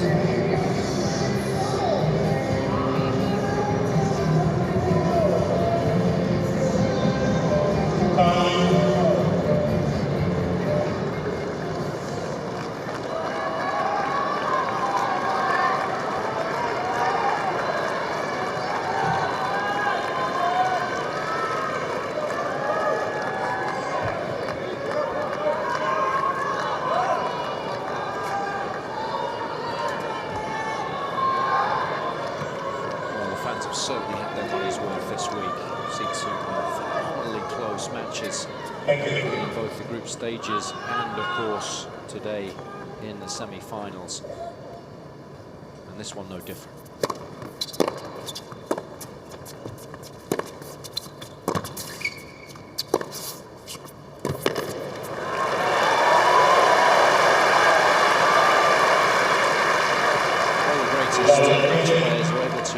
Deal with adversity really well, and these two in this third set have done just that. Managed to block out what's happened previously when it's been negative, and they've been able to concentrate on the present.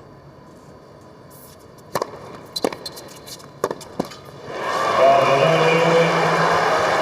was on the serve as well, but hard, straight up the middle of the court at the server. Especially the tail end of a match there. DelPotro just a little sluggish getting out of the way of the ball.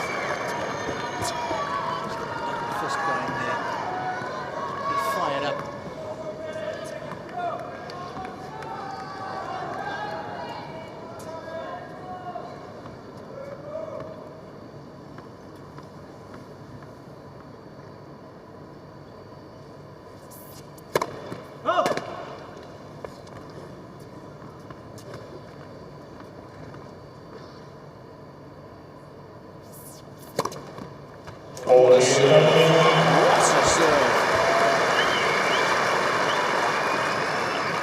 So short up the court there. Only 108 miles an hour, but just the outside edge of the ball there, the right-hand side of it, to create such a wonderful angle.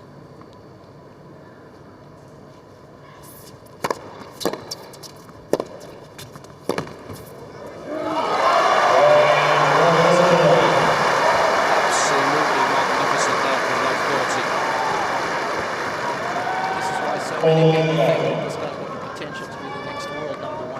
Do you? Yes. Certainly do. Seems to have the mental capabilities necessary to shoulder that burden.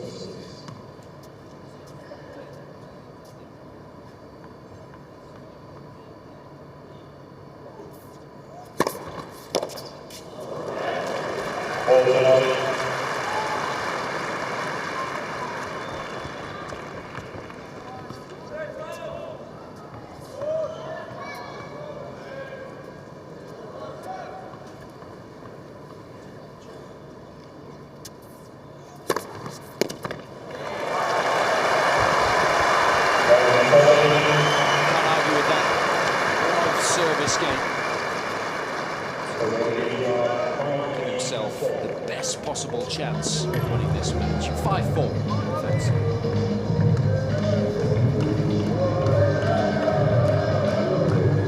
Players have been tested to the max mentally.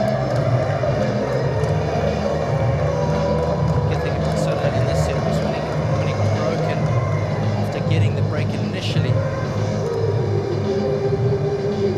His response was good. Didn't get too upset. I think it's crucial that he's no fault behind in this set because he's got the advantage of serving first, and then when he got broke back, he's still only on level terms, so that's great. Mentally, it's so much easier at the tail end of a deciding set, isn't it? If you only just have a slender lead, even if there's no break involved, it's much easier in that situation. It certainly is.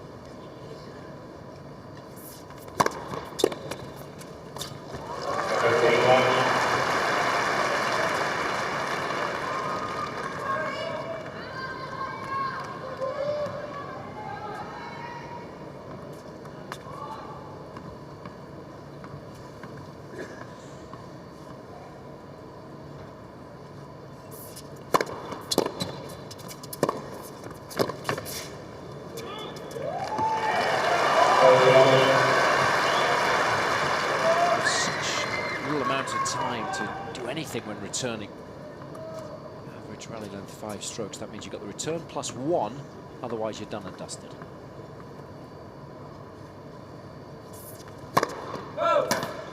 And that's at best.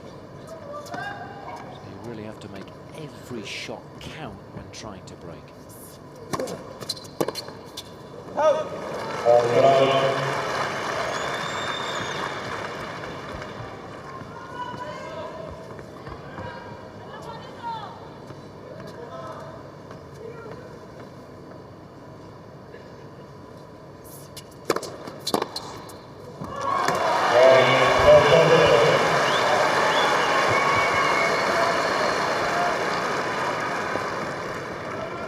The good thing about DelPotro's demeanour is you could look at him and you wouldn't be able to work out whether that was the first service game of the opening set, or just held to stay in the match. Make a great poker player.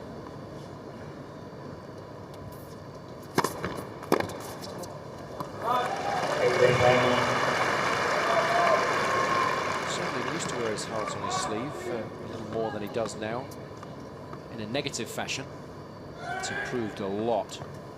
Now he only tends to show positive emotion.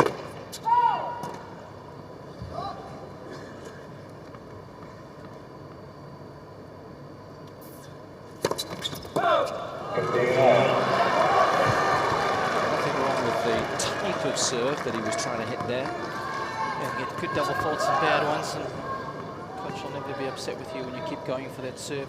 If you miss it, it's not the end of the world.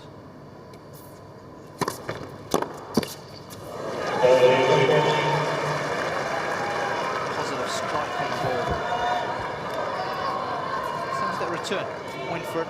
Good clean hit. A couple of mil in that one, that's all.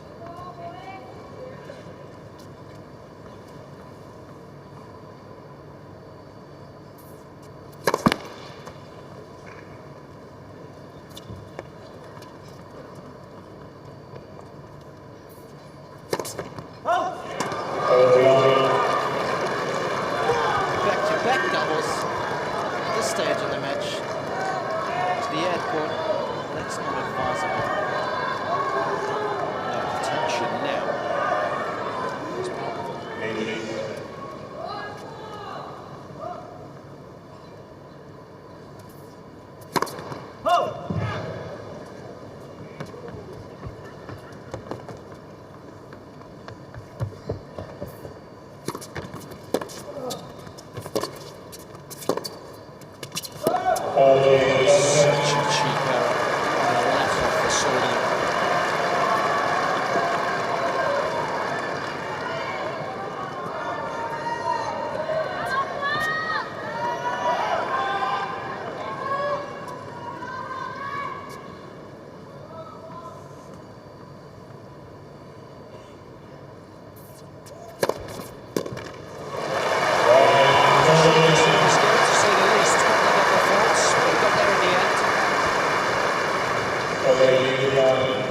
Almost move into our third hour of this one. There's still very little to choose between these two.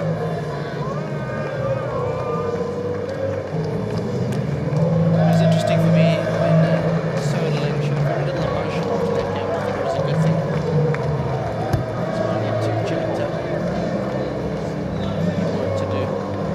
Just opportunity, I think, there for him was his last chance in this match. Time will tell.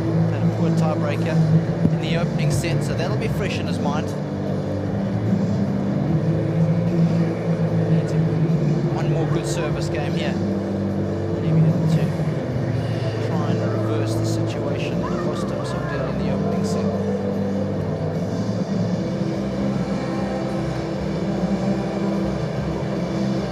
This will be the last time they sit down in this match.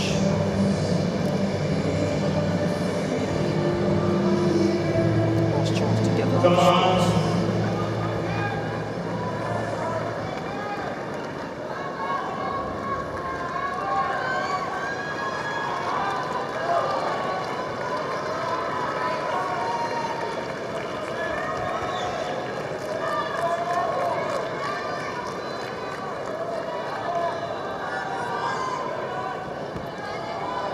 His response at 4-5 was magnificent.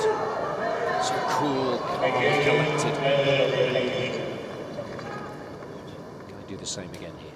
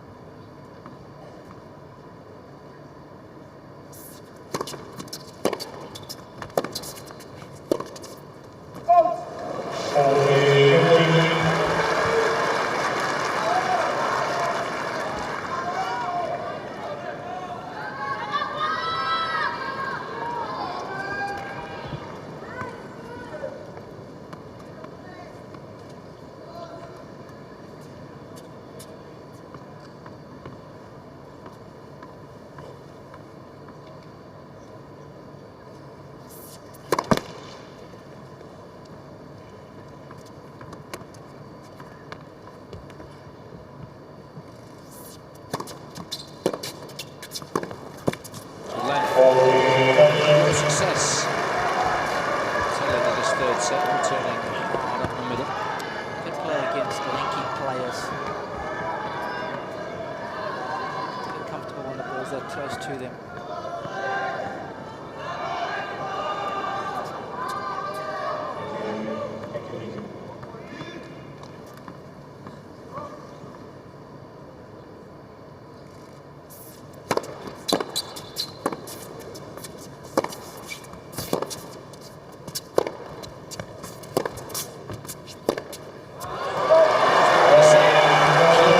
Quality of ball striking.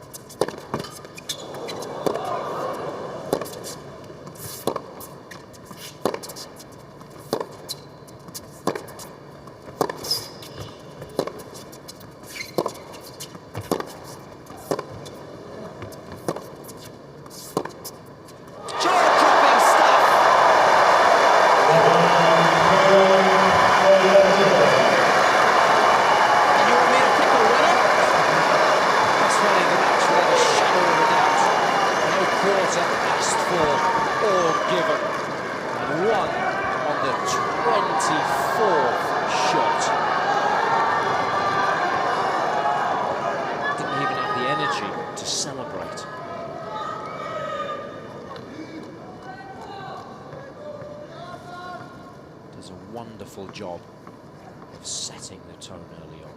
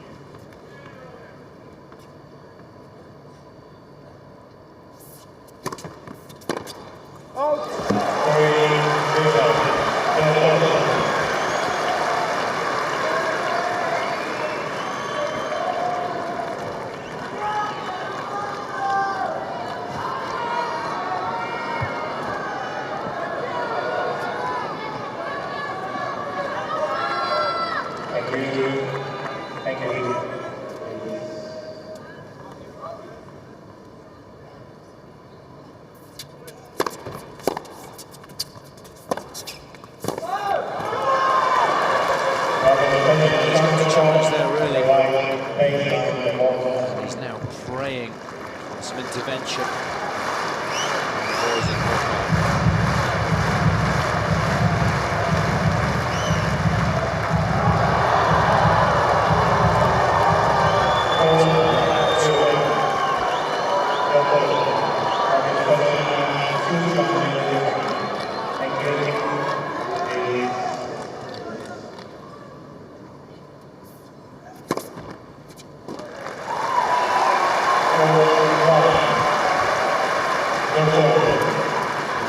Still in the hunt, but only just. It's looking really tense in the Swedes' camp at the moment.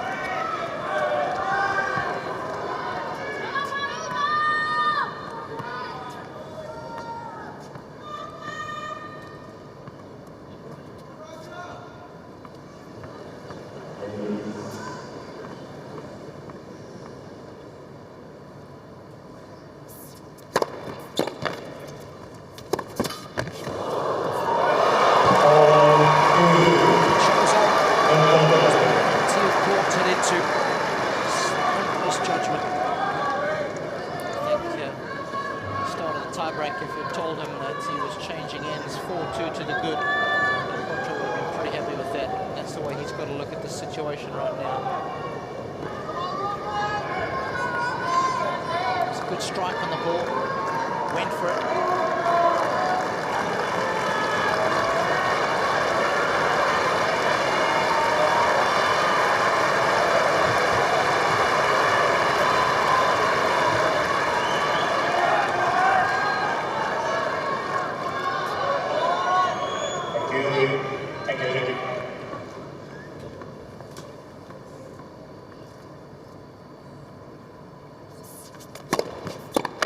That's an enormous blow. 132. The courage to believe in himself and to drop the hammer.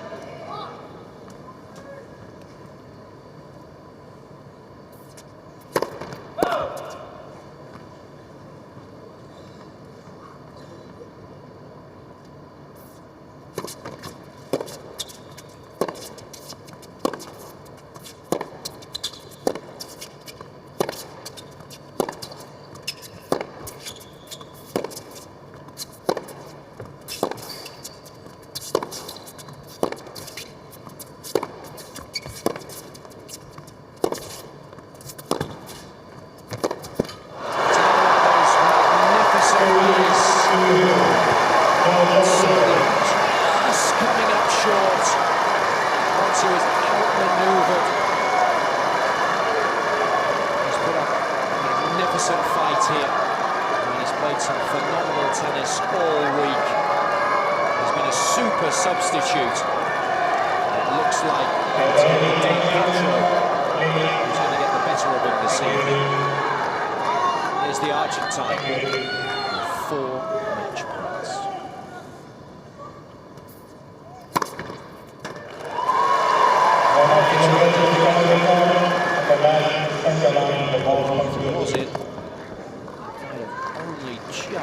the line, but given the circumstances, definitely worth going into the Cartoon Kingdom. Just made it.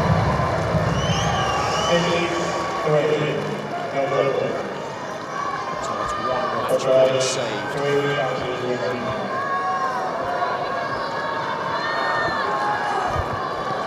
But Soderling still staring defeat in the face.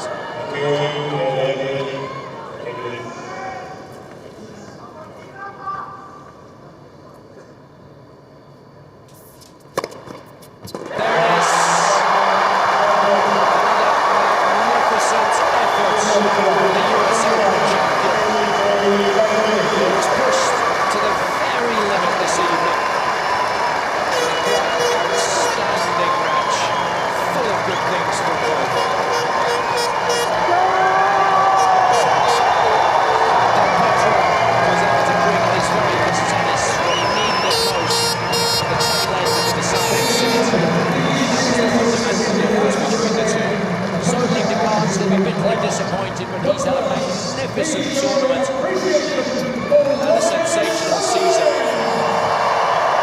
He's done and dusted for 2009, but we'll see a lot more of him surely in 2010.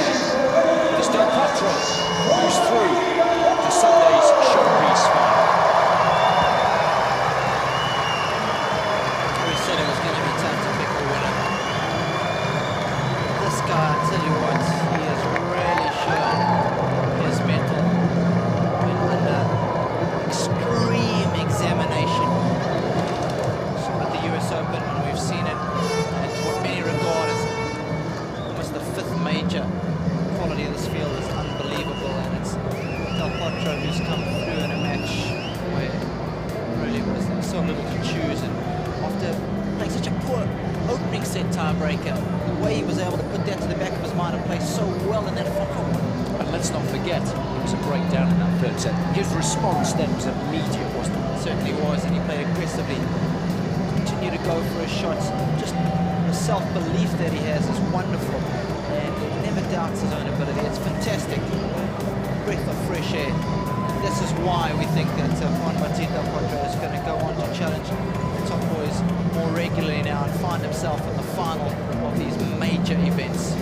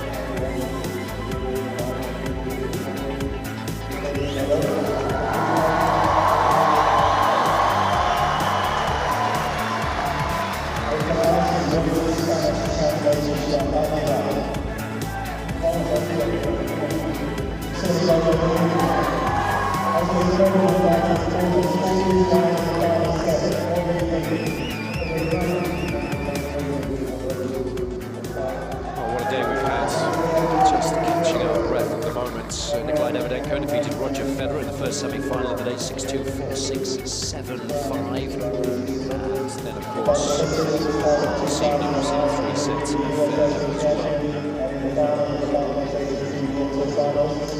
That means we've got two men left standing after thoroughly entertaining. The question for me, Robin, is will DelPotro get to bed much before 30 this evening have enough left in the tank to beat Davidenko? I think he will. He's going to always make finals. And the thing about today's match, though, was that he's played at a very quick pace. The rallies went long. We're talking about average rally length on serve. 5 shots that was. And I think tonight would have taken a bit out of him emotionally. I think physically he'll be good to go tomorrow. So I think we can expect the very best. Plenty of incentive for both. If Davidenko wins, of course, he goes one better than he did last year when he lost to Novak Djokovic in Russia. Of course, moves above the medal, finished the year on 4 on the wall. Amazing achievement. It certainly is, and perhaps deservingly, fittingly, because remember he is one of the guys who won a major this season, so it just means that he should be at least the top 4, because he's played second fiddle to them for so long, and now finally earning his spot amongst the quad squad. So we're going to have a fantastic final tomorrow. It's going to be Count Vertigo against the silent assassin. So it's going to be something that will be well worth tuning in for. He's been Robbie Koenig, I've been Jason Goodall. This has been the Barclays ATP World Tour Finals. We look forward to your company tomorrow. Bye for now.